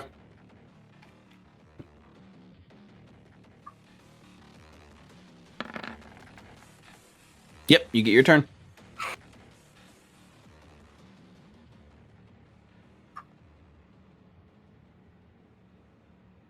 It's actually been 3 weeks since I did this. I think I'm just setting the DC mentally as 15 because I'm pretty sure that's what it is. I think it might have been higher before. I don't remember. But 15 it is. Are you muted? I don't hear you talking. No, I'm just thinking whether, with these guys out of it, I'm just thinking whether we need help or not.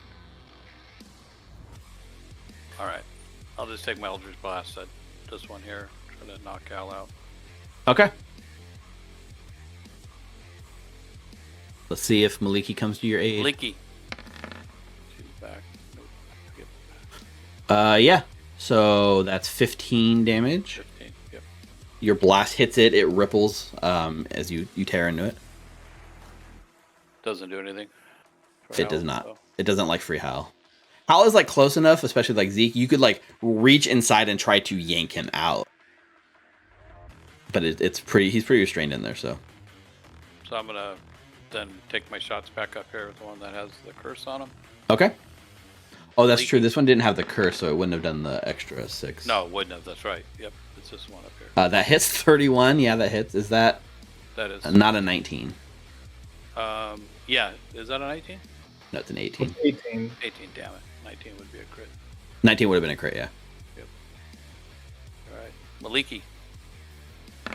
That's a crit. Sweet. Okay. So that'd be 18 plus 12, so that'd be 30 points of damage. Plus the 6, was that included in the 6? Yeah, that was already included. The 12 extra from that, so. Yep. Gotcha. 30 points of damage, and this one tearing, like it hits it really hard, yeah. Okay. One more on it. Maliki. Yep. Okay, for 18. 18 more damage. You're tearing right through this baby, like, blobby thing. As the fetus, like, rattles in the womb. Alright, that's my turn. Alright. Marius, you are no longer stunned. So you finally come to consciousness. If you're going to do an action, you're going to need to make a wisdom save to not be affected by the area. Well, actually, Steve, I was thinking about, I don't know, maybe going and getting a snack, because knowing what I know about fourth cage as a DM, because I've used this in a game, like, I'm stuck in here, and there's literally no way for me to get out. So my character is stuck in this fourth cage for an hour. Do you have nothing on your character that get you out? I was trying to think right now from like your perspective. You don't have Misty Step? Misty Step, you have to see where you're going. You have to see where you're going. That's a good point. You can't see where you're going. Okay. And Dimension Door is a 4th level spell slot, which he already consumed for Death Ward. So what my about character and manifesting your echo within 30 feet of you outside? You have to see where you're. You have to see even for the echo? Yes. Well, So you created a situation where I can't play for the rest of the game. So my character is going to sit in this box for an hour, and I'm going to play my Switch. okay. So Have fun. that's my turn. So can I dimension door 'Cause- inside there and grab you and get out? Yeah, well, you'd probably. have to cast Dimension Door twice. You've already... I mean, Yeah. if you have 2 Dimension Doors, that works, but you have to grab one person. So that means either me or Brianna are not playing the rest of the game. So, like, how do Oh, you is there only make one that? person? Yes. So, how do you even make that decision without feeling bad? Yeah, as a player and as a character. Well, let's see. I have 4. Dimension Plus I can use my door. pack of the Rock Keeper, so I technically It can does- go in. I can go in it and does- get both of you guys out. But do you want to waste your spell slots to do I that? don't And know. also, Well, shit, the 4 way we're turns. going, if we don't have you guys out, yeah, Yep. So this is a Yep. pretty tough fight. Yep. So we're stuck in here for the rest of the combat for 1 hour. So knowing this and, as a DM, if we kill the who put the dimension door on you? Was it the I fetus think it was above you? this So if we one, kill maybe? that fetus, will that open the door? I don't think so. You're not sure? Yeah. Her, I don't like, know. normal Never- So Her normal spell is not concentrating or anything, so the force case just exists. yes, that's how non-concentrate spell works. So we are in here for an hour and we're out for the rest of the combat. yeah. Unless someone can find a way to teleport in and get you guys out. Yes. And that will take a total of 4 turns. And that's Given 4 using turns that Dimension Door, Morthos- yeah. If you have a and- spell like there's other spells that could do it. I don't know what you guys have on your sheets. Yeah, I don't think I have Well, anything to do that. Thunderstep is another one that he could use that's lower spell slot. I mean, not that it matters for a warlock, but that's also, you have to see where you're going. So at this point, that's 4 turns without Morthos doing 16 Eldritch Blasts. It is So interesting it's better, because it's better that he's doing damage. It's better Oh. spent. Yeah. So like as a player, I'm just gonna say, Mike, you should just help Zeke and Hal survive this.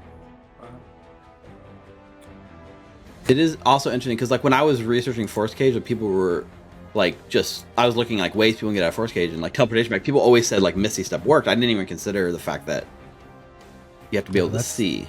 Yeah, that's just wrong.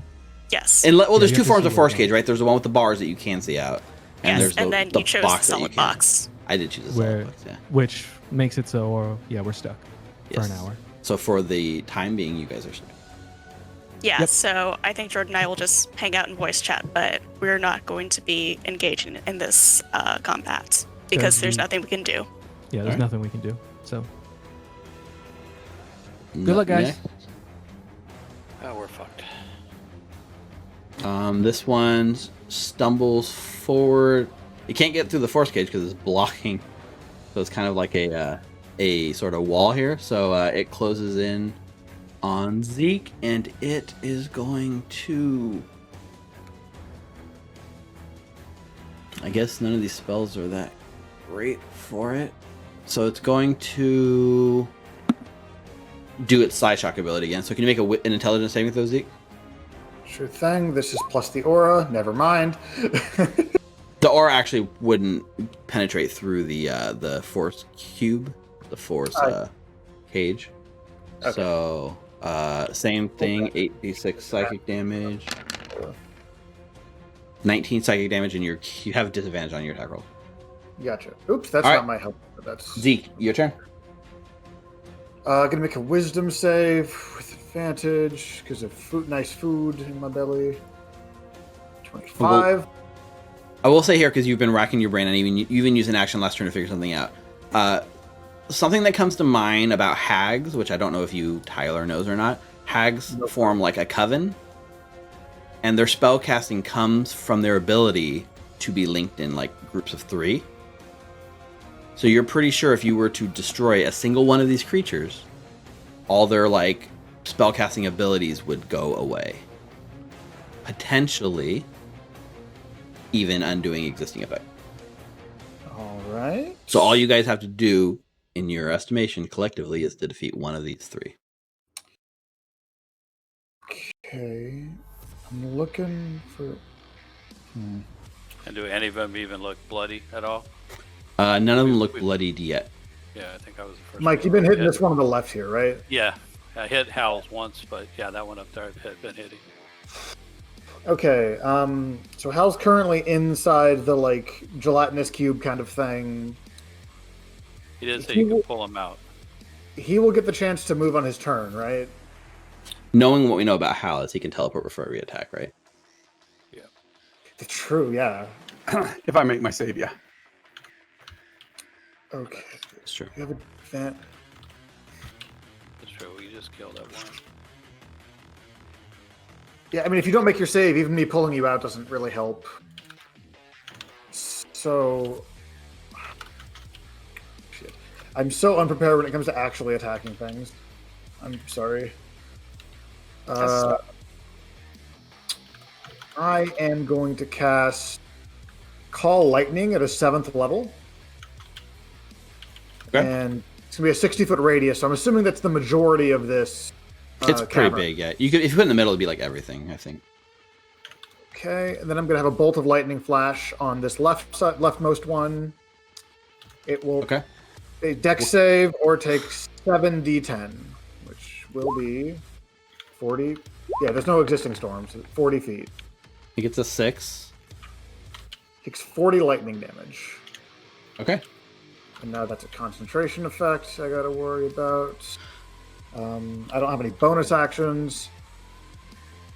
I'd like to kind of pivot around. Well, I don't know their reach. I'll just stay here. They're not physically touching me anyway.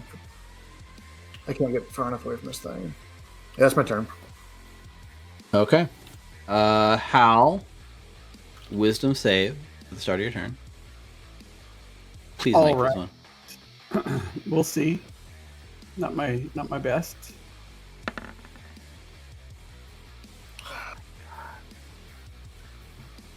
You do not make it.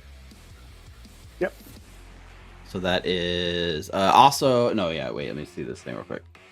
You take damage at the start of the fetus's turn, so you're good. Well, good's relative. On the plus side, the spirit is not involved in this combat.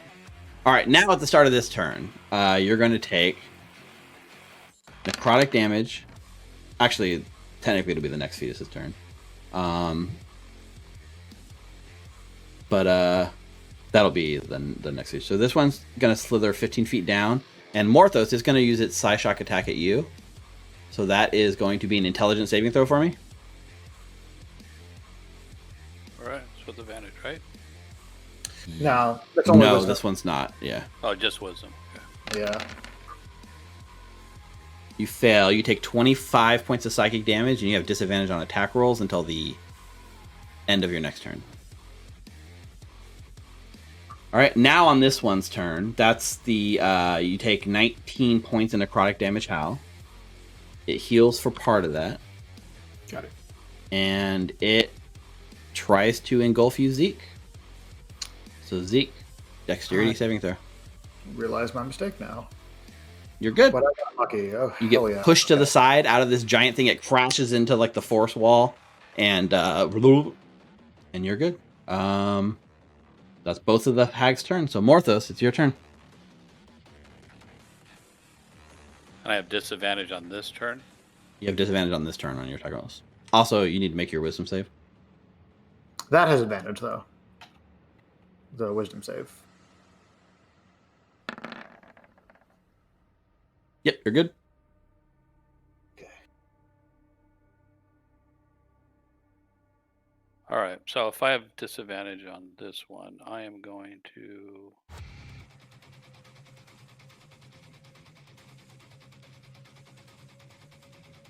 because then I'd have disadvantage. All right, I'm going to wait. All right, so I'm going to cast bonus action. I'm going to cast Hex on this one here. Okay. So he's got Hexblade Curse and Hex on him. He's got both. Yep. So that's like a bunch of damage now. Okay. And all right, Maliki. Yep. Maliki. 14 misses. Maliki. To be fair, the 15 would have missed too. Yeah, that hit. All right, So so it's that's 12. 12 plus. And plus I got to roll a 6. It's another one. 13. Okay. Next one. Trying to get my disadvantage. Lost it. Maliki. That hits. Okay, so 15 21. and 6, and then another d6.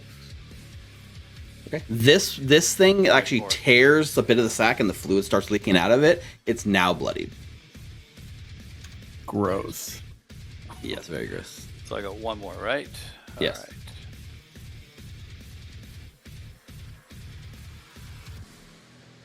Maliki. Yeah. 15, 6 more, and 4 more. You're tearing through this thing. Any movement, you can go back into the Try to hide cervix. this little hole. Okay. That is All right. Marius and Ava are in the force cube. This fetus, well, it can't devour it out. It actually can't get to Zeke because it's blocked by his friend. So it's going to go this way around, and it's going to hit you. It's going to do another psi shock. So I need you to make an intelligence saving throw more of those.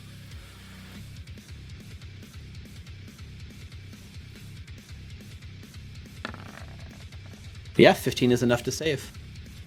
So you take half the damage,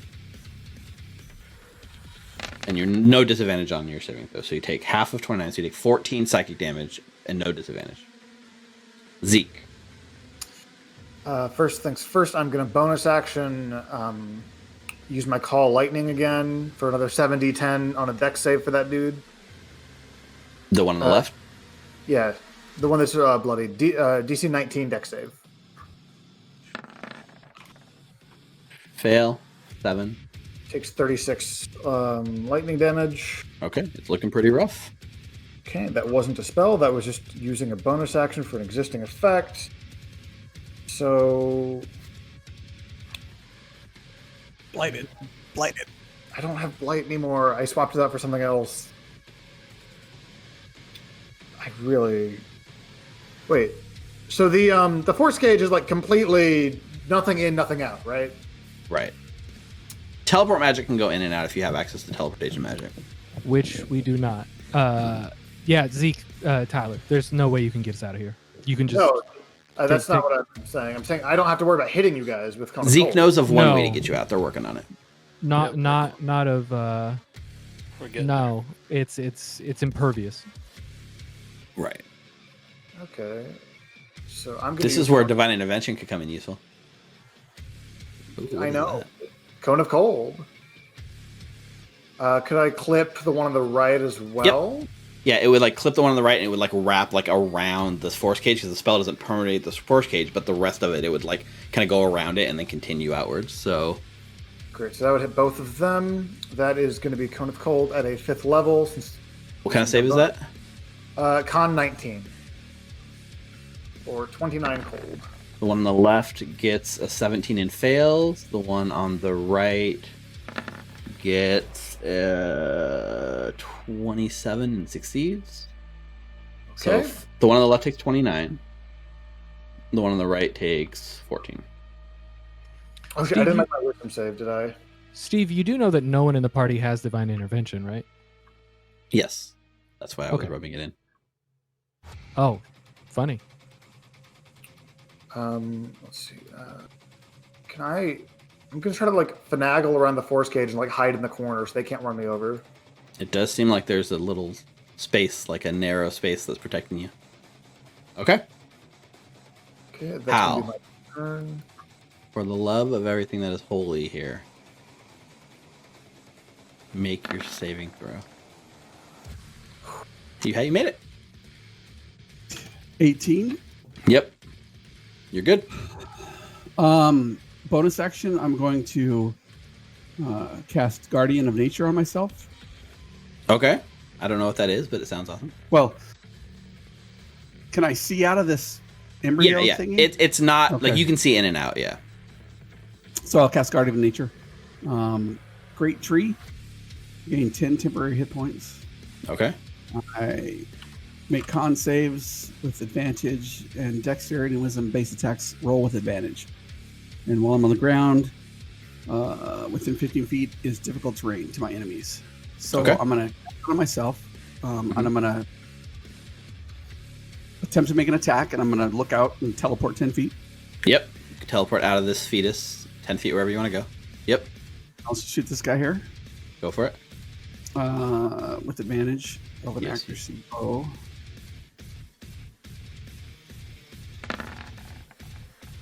That's a natural. Okay. So that's I want to use 37? this. You're using another arrow too? Yep.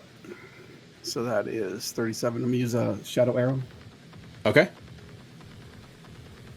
So that's another 12 plus 2 more d6.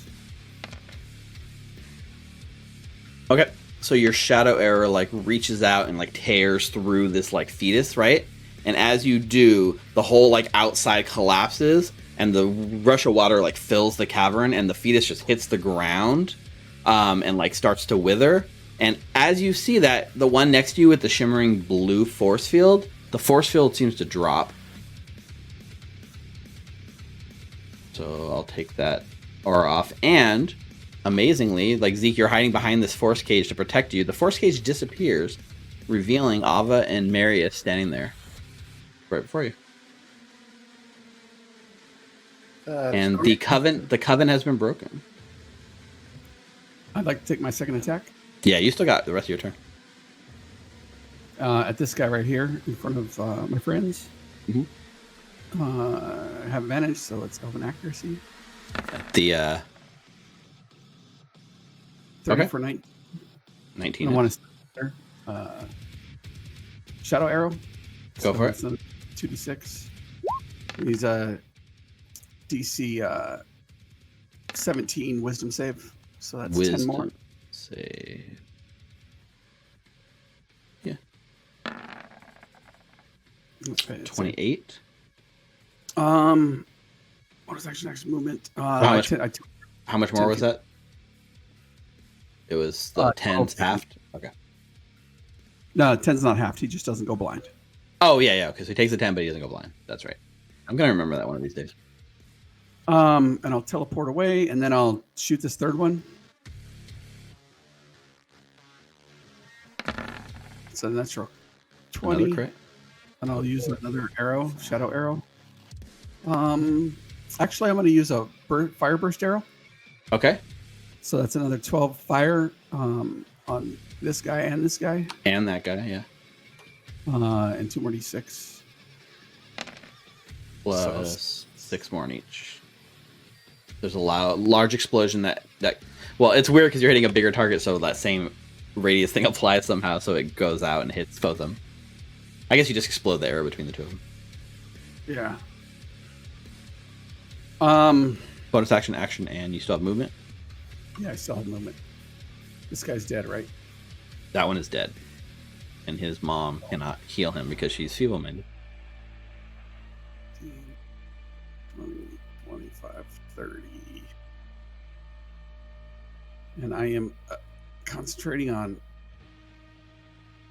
Druid thing, this spell. Guardian of Nature. Okay. That is my turn. So this one slithers 15 feet up, pinning Morthos back there. And it's going to do its Psy Shock on Morthos. So it's Morthos, DC 15 intelligence save when you're logged back in. Yeah, roll 20. Just we're going crazy. Yeah, don't worry, it's one of the last times we're using Roll20. So this giant fetus. Sorry, go ahead, Morthos. Oh, I'm gonna roll. Okay, so you do take the full Psy Shock, so that's 8d6. And again, you have disadvantage on attack rolls until the end of your next turn, so 25 psychic damage. So I'm sorry to say, like, Ava and Marius, the force cage goes away, but that reveals a giant fetus that rolls over, and I need each one of you guys to make a dexterity saving throw. 23 is enough. You can either be pushed back or to the side. Both. Say, nice. Which way is to the side? So you can Do either I get decide pushed. that, or do you? No, you get to decide which way you want to, like, basically roll out of the way of.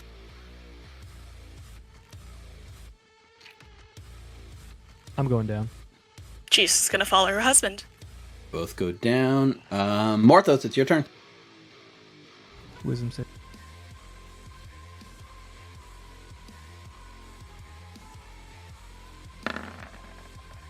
Yep, you're good, Morthos.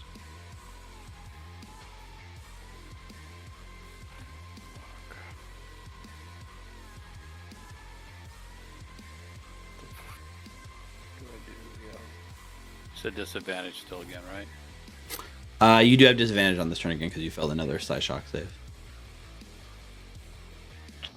Did the red guy die?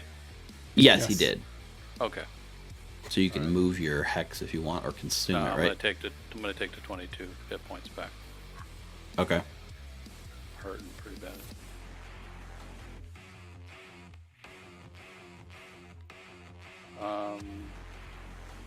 All right, so the one right in front of me, I'm gonna cast light.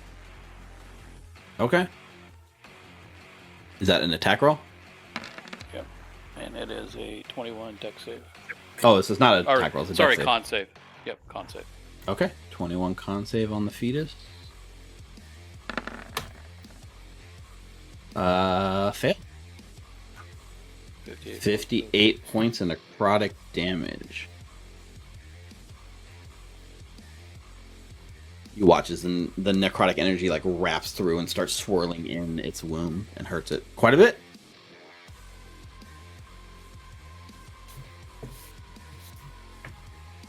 Move up into Marius's aura. Okay. Marius, you're freed. You're uncaged. Marius uncaged. Unleashed. One of the two. So, wisdom saving throw. Oh, I don't know if it's possible to fail. Nope, you're good.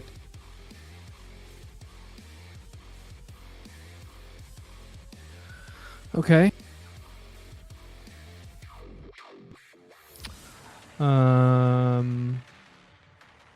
I guess I'm gonna heal some people because people are pretty damn hurt.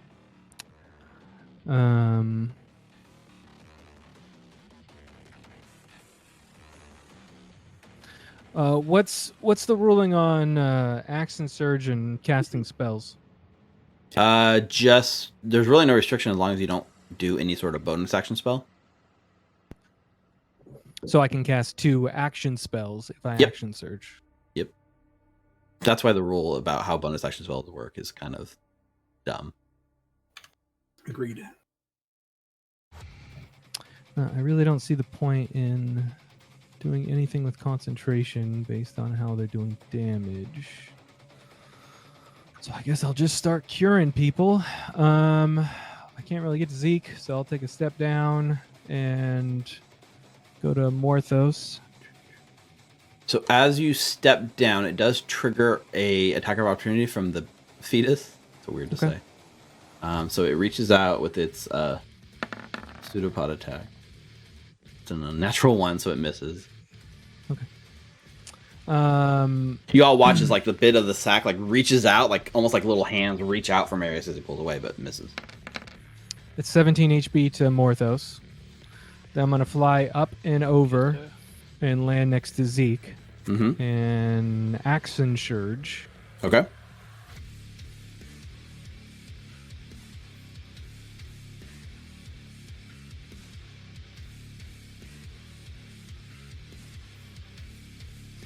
I didn't use my bonus action on my last turn. Am I allowed to do it now? Yeah, it's the same still turn. there? You still have a bonus action for this whole turn, yeah. All right. Whoops, All action ignore surge that. does. It gives Ignore you a that. s- I rolled the wrong thing. Yeah, all action surge does give you a second action. It doesn't like take away anything. Cool. Really, really shitty. Gave myself 5 hit points with second wind, and then with my action on my action surge, I will cure wounds again.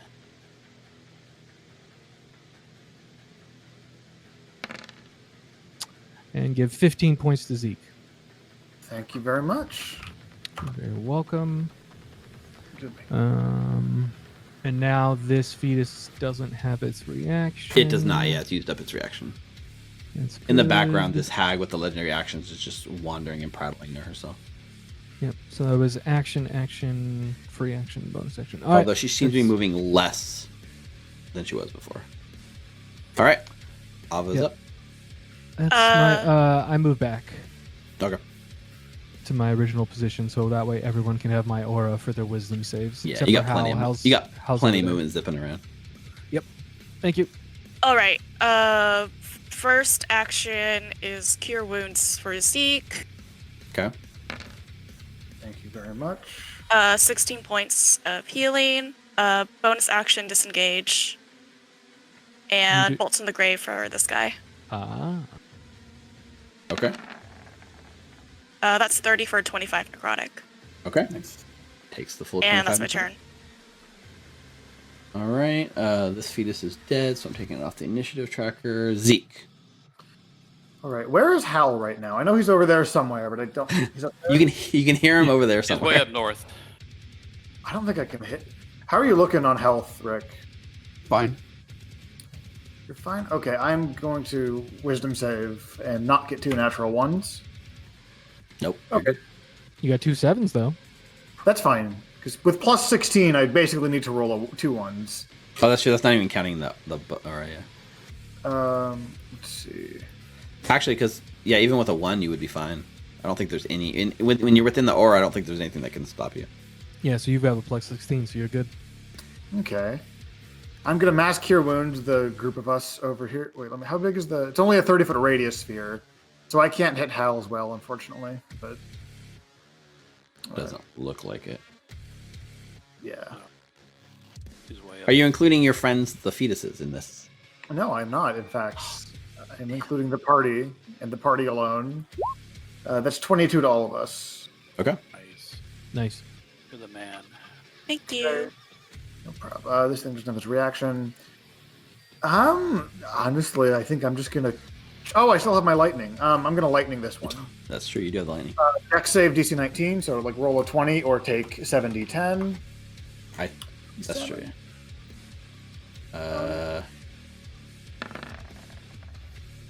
No, 27 on the one on the left. Yeah, this one directly in front of me. Okay. That's my turn. Hal. Wisdom save. Let me see if I make my wisdom save here.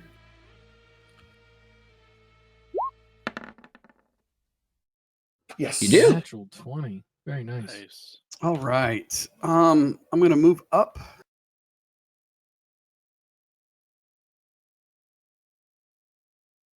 One more. I'm gonna move up to get it within 30, and I'm gonna put Planar Warrior on this guy. Okay. I haven't said that in about 3 weeks. Feels weird. Feels good, man. And I will. I'll take a shot with my advantage at this guy. Okay. 32 for 26 force. That's the blue dotted one. Yes. Okay. That shot bloodies it. Is this thing moving around? It's dead. It's like out of the fight. Like there is a way for it to come back, but with the hag spirit taken out of this, there's no way it's coming back. It's Okay. part of her actions. Yeah, these guys are. I'm gonna take the next shot. Can I use a shadow arrow on this guy? Exploding arrow? Yeah, you can. Oh, I'm just kidding. On this guy, shadow arrow right here. That's a wisdom save No, it's just 2d6. Oh yeah, it's wisdom save to for not the go blind. I mean, it's immune to blinded, so it wouldn't matter. But So it's 6 more psychic. okay. And I will take the next shot. The other thing that's weird too is like as the one died, like you feel like almost like the psychic connection it had with you is broken, and like you're no longer getting that like echo amplification of the damage back on yourself. Okay. It's another natural 20. Hey. I'm gonna use psychic arrow again, or shadow arrow again. Sure. So 2d6. So 12 plus 2d6. 28%. No joke. So another 6. Okay. So that's 12, 8, 20, 30, 42, and 48 total. That's a lot. You like the action surge? Oh my god. Yes. Keep your turn rolling. I'll shoot the same guy. Let's get another crit. Yeah, there we go. Another crit. 2 Double natural 20. I'd like to use a shadow arrow again. So that's 12 plus 2 more d6. Damn, that's a lot of damage. Yeah, almost max. 32, 42, 53. And 12. Yeah, it's looking really hurt. You're almost out of charges, I would imagine, on that bow. It's coming up. You've been using it's got like one left. Mm-hmm. And I will take a shot. Last shot. Another crit. Oh Jeez. my. Was that 4 crit? Yep. Well, I mean, he's got elven accuracy, so 28% is no joke. Yeah, but 3 in a row, that's pretty impressive. Okay, so that's 4 in a row. I think it was the first one, I don't think it was a crit. So that's 23, 31. Are you using another shadow? Yeah, shadow. Your last charge, so that's 12 plus 2d6. So another 18. Yeah, that last shadow is enough to take out this baby. So it too unceremoniously like splatters the amniotic fluid that washes over the rest of the party, except for Marius, because Marius is not touching the ground. It can't get close to me. I'm gonna make sure I'm close enough to it as I shoot and shoot and shoot. Yep.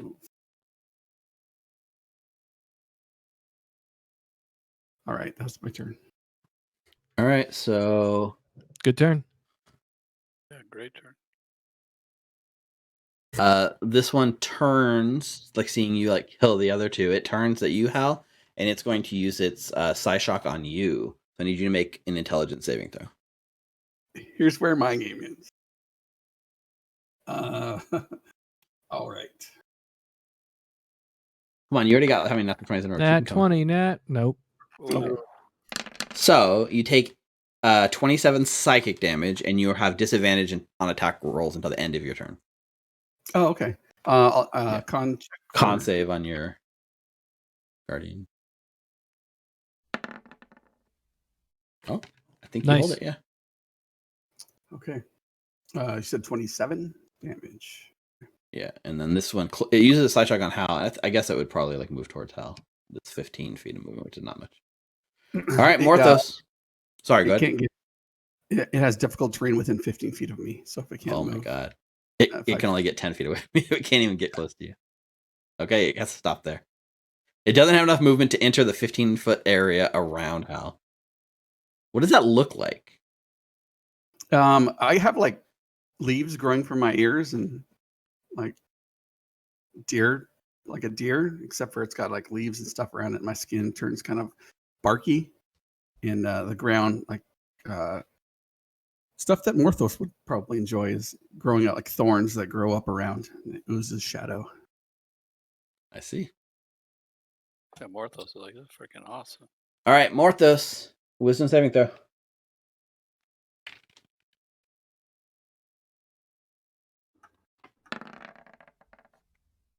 You're good. Luckily, you have the hero seize. Good thing I moved up there. All right, here we go. Oh, and the aura, that's true. 20, yeah. Maliki. That hits. Maliki. Does this one have any of your hexes or anything on it? Nope. No. And Maliki. 4 for 4. They all hit. So 6, 12, 18, 23, 29. Yeah. Yeah. All right, you bloody it. Which one are you attacking? Red or green? Red's Green's dead. the only one alive. red. Yeah, I'll put the X on it. Oh, so green's the only one up. Okay. Yeah, there's only one left. Without their like coven spells, they're kind of pushovers. All right, I'll move up there. It's my turn. Okay. Did you? I don't remember if you have disadvantage on those or not, but either way, doesn't matter. Marius. Who? I don't me? think this You feat talking is about on my hit? on your attacks, yeah. No. Yeah, you did because you got hit with the shock. The But intelligence saving throw, you failed. Yeah, I think you did fail it last turn. I don't. He might have made it. I don't remember. Either way, your turn's over, and All right. This fetus, now that it's like been taken out, I don't think it's gonna pose much of a challenge to you guys. So You can fast forward if you want. yeah, we can fast forward through this because it's gonna be like it has like less than half health. Like it's at the point where like Morthos can almost point at it and just power would kill it. Yeah, you want me to do my power word? We'll fast forward to that. It's up to you. Or guys. does Marius actually want to turn with hitting something because he hasn't hit anything on me? Nope. Okay. If you guys want to fast forward, that's not a problem. We can just fast forward because it is. There's no it's real threat to yeah. you guys anymore, really. Like you made it over the like hump, and now the rest of it is kind of. It would have been so much harder had you not feeble-minded the hag, who has legendary actions to heal her things and do all kinds of stuff. So, as the last fetus falls, you guys are left face to face with a feeble-minded hag who just like floats through here, like mumbling to herself. And it seems like you guys are successful. Like you've even solved the problem of how to defeat her without killing her. So Marius looks at the ghost like, is this thing even going to be able to wear the manacles, or like is it incorporeal? it is, yeah. So would it be able to wear the manacles, or am I going to put it on it and the manacles are going to fall to the No, they go ground? right through. There's no manacling, I guess. All right. He just looks around and he says, well, let's take a moment to rest up a little bit and then head back and tell her that we succeeded. Unless we want to look around here for a bit, but I don't really want to be in here anymore. I absolutely would love to leave. Yep. Let's get the fuck out. Marius looks over at Morthos and says, 30 days, huh? 30 days. They have to go get her. That's a hell of a move. Good one. It does look like there are like more like kind of membranes you could squeeze through there, Ava. Do we want to go through the fallopian tube? You want to go look for some more babies? We might as well see what's in there. We might as well. We spent all this time.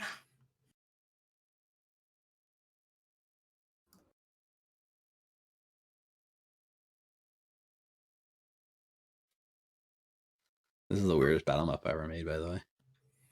I can imagine. What are these? Let me make them big for you guys.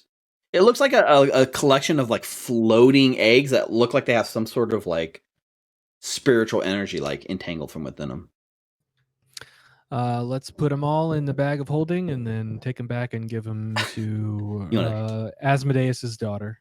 Yeah, you can swap. If you want to take them, you can.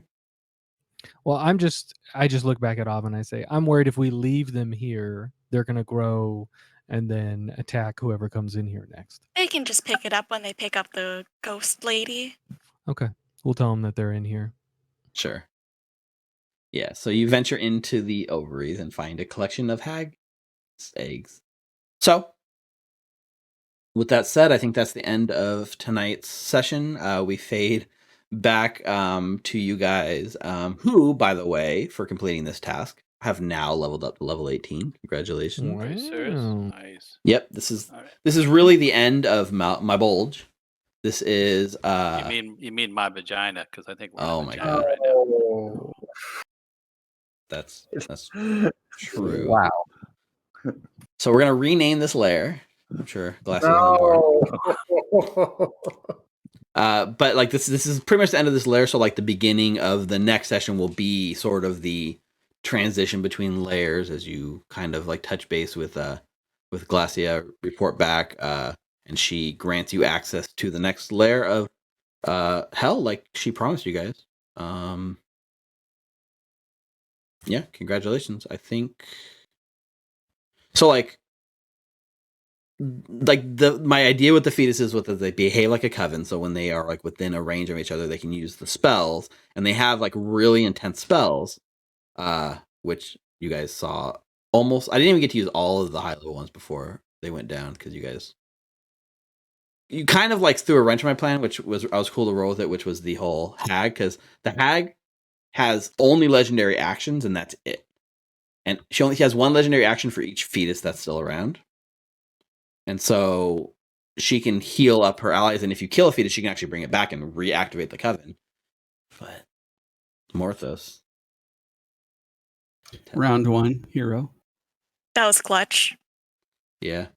She I was looking at her other abilities I gave her. She has like a fear ability, but you guys are all immune to fear right now, so she would have cast fear on you guys and it wouldn't have worked.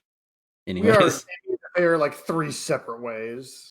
But no poison damage. There is her other ability, funnily enough, her other ability is like the contagion spell, which causes disease, which you guys would also be immune to. So Hero Speaks really just shut her down.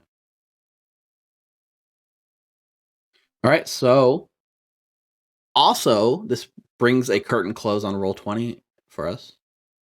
So goodbye, roll 20. We spent so much time with you, but we're moving on to greener pastures. Yup. It's been what, like 10 months now? Been a while. Should be exciting.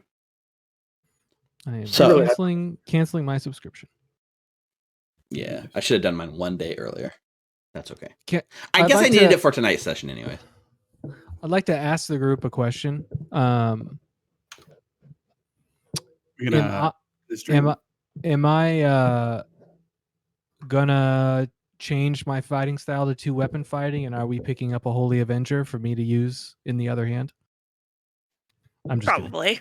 Well, actually, I guess in this moment, this is probably where this would have happened. So, like, as you guys defeat this like last foe, Marius, you watch as like your sword in your hand does begin to like glow, and like you see like another rune sort of activate, and Nice. the blade almost like you feel it like grow in your hand to like an even larger size. So your shard has now changed. So I'm going to add the new updated version of your, what do you call those?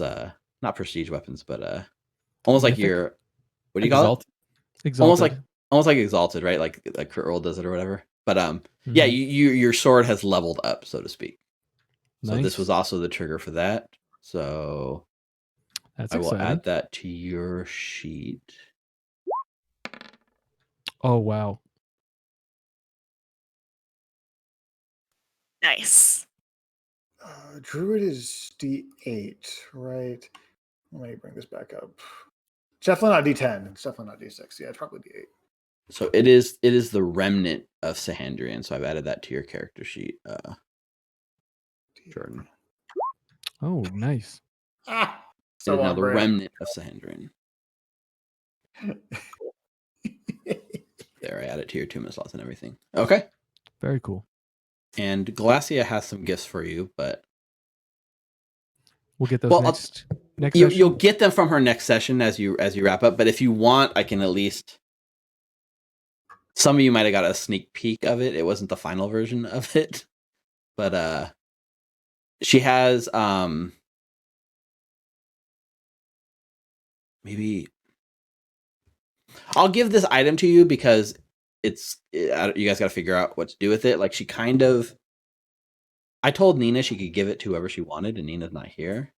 So I think she was leaning towards offering it to Ava first, but she has a magical item that she offers you, which is like a corset of hers. So let me... Of Glasya herself? Yes. So I'm going to link to this item. Technically, anyone can wear it. You guys have to decide Nope. where go. Did I hear Rick go, nope? That's what I Nope. heard. That's pretty amazing. So I think you guys can see this. I'll put it in Discord link for you. You should have access to see that. It's +2 studded armor with some benefit.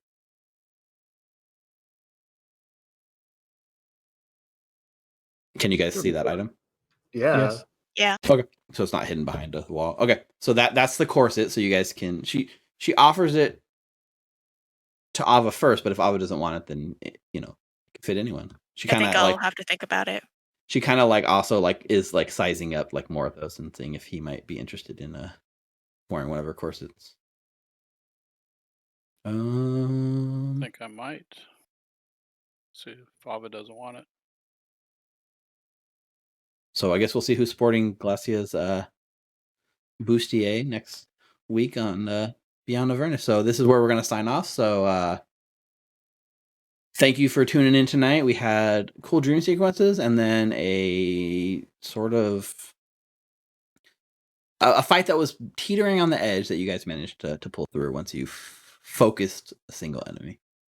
So I am DM Steve signing off for tonight with the alleged 5 allegedly. And we'll see you next week on Beyond Avernus. Bye, everyone.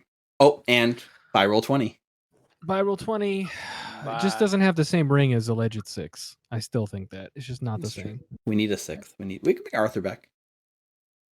Oh, yeah, that's who we're talking about, Arthur. Yeah. Arthur. All right. Take care, everyone. We're out. Good night.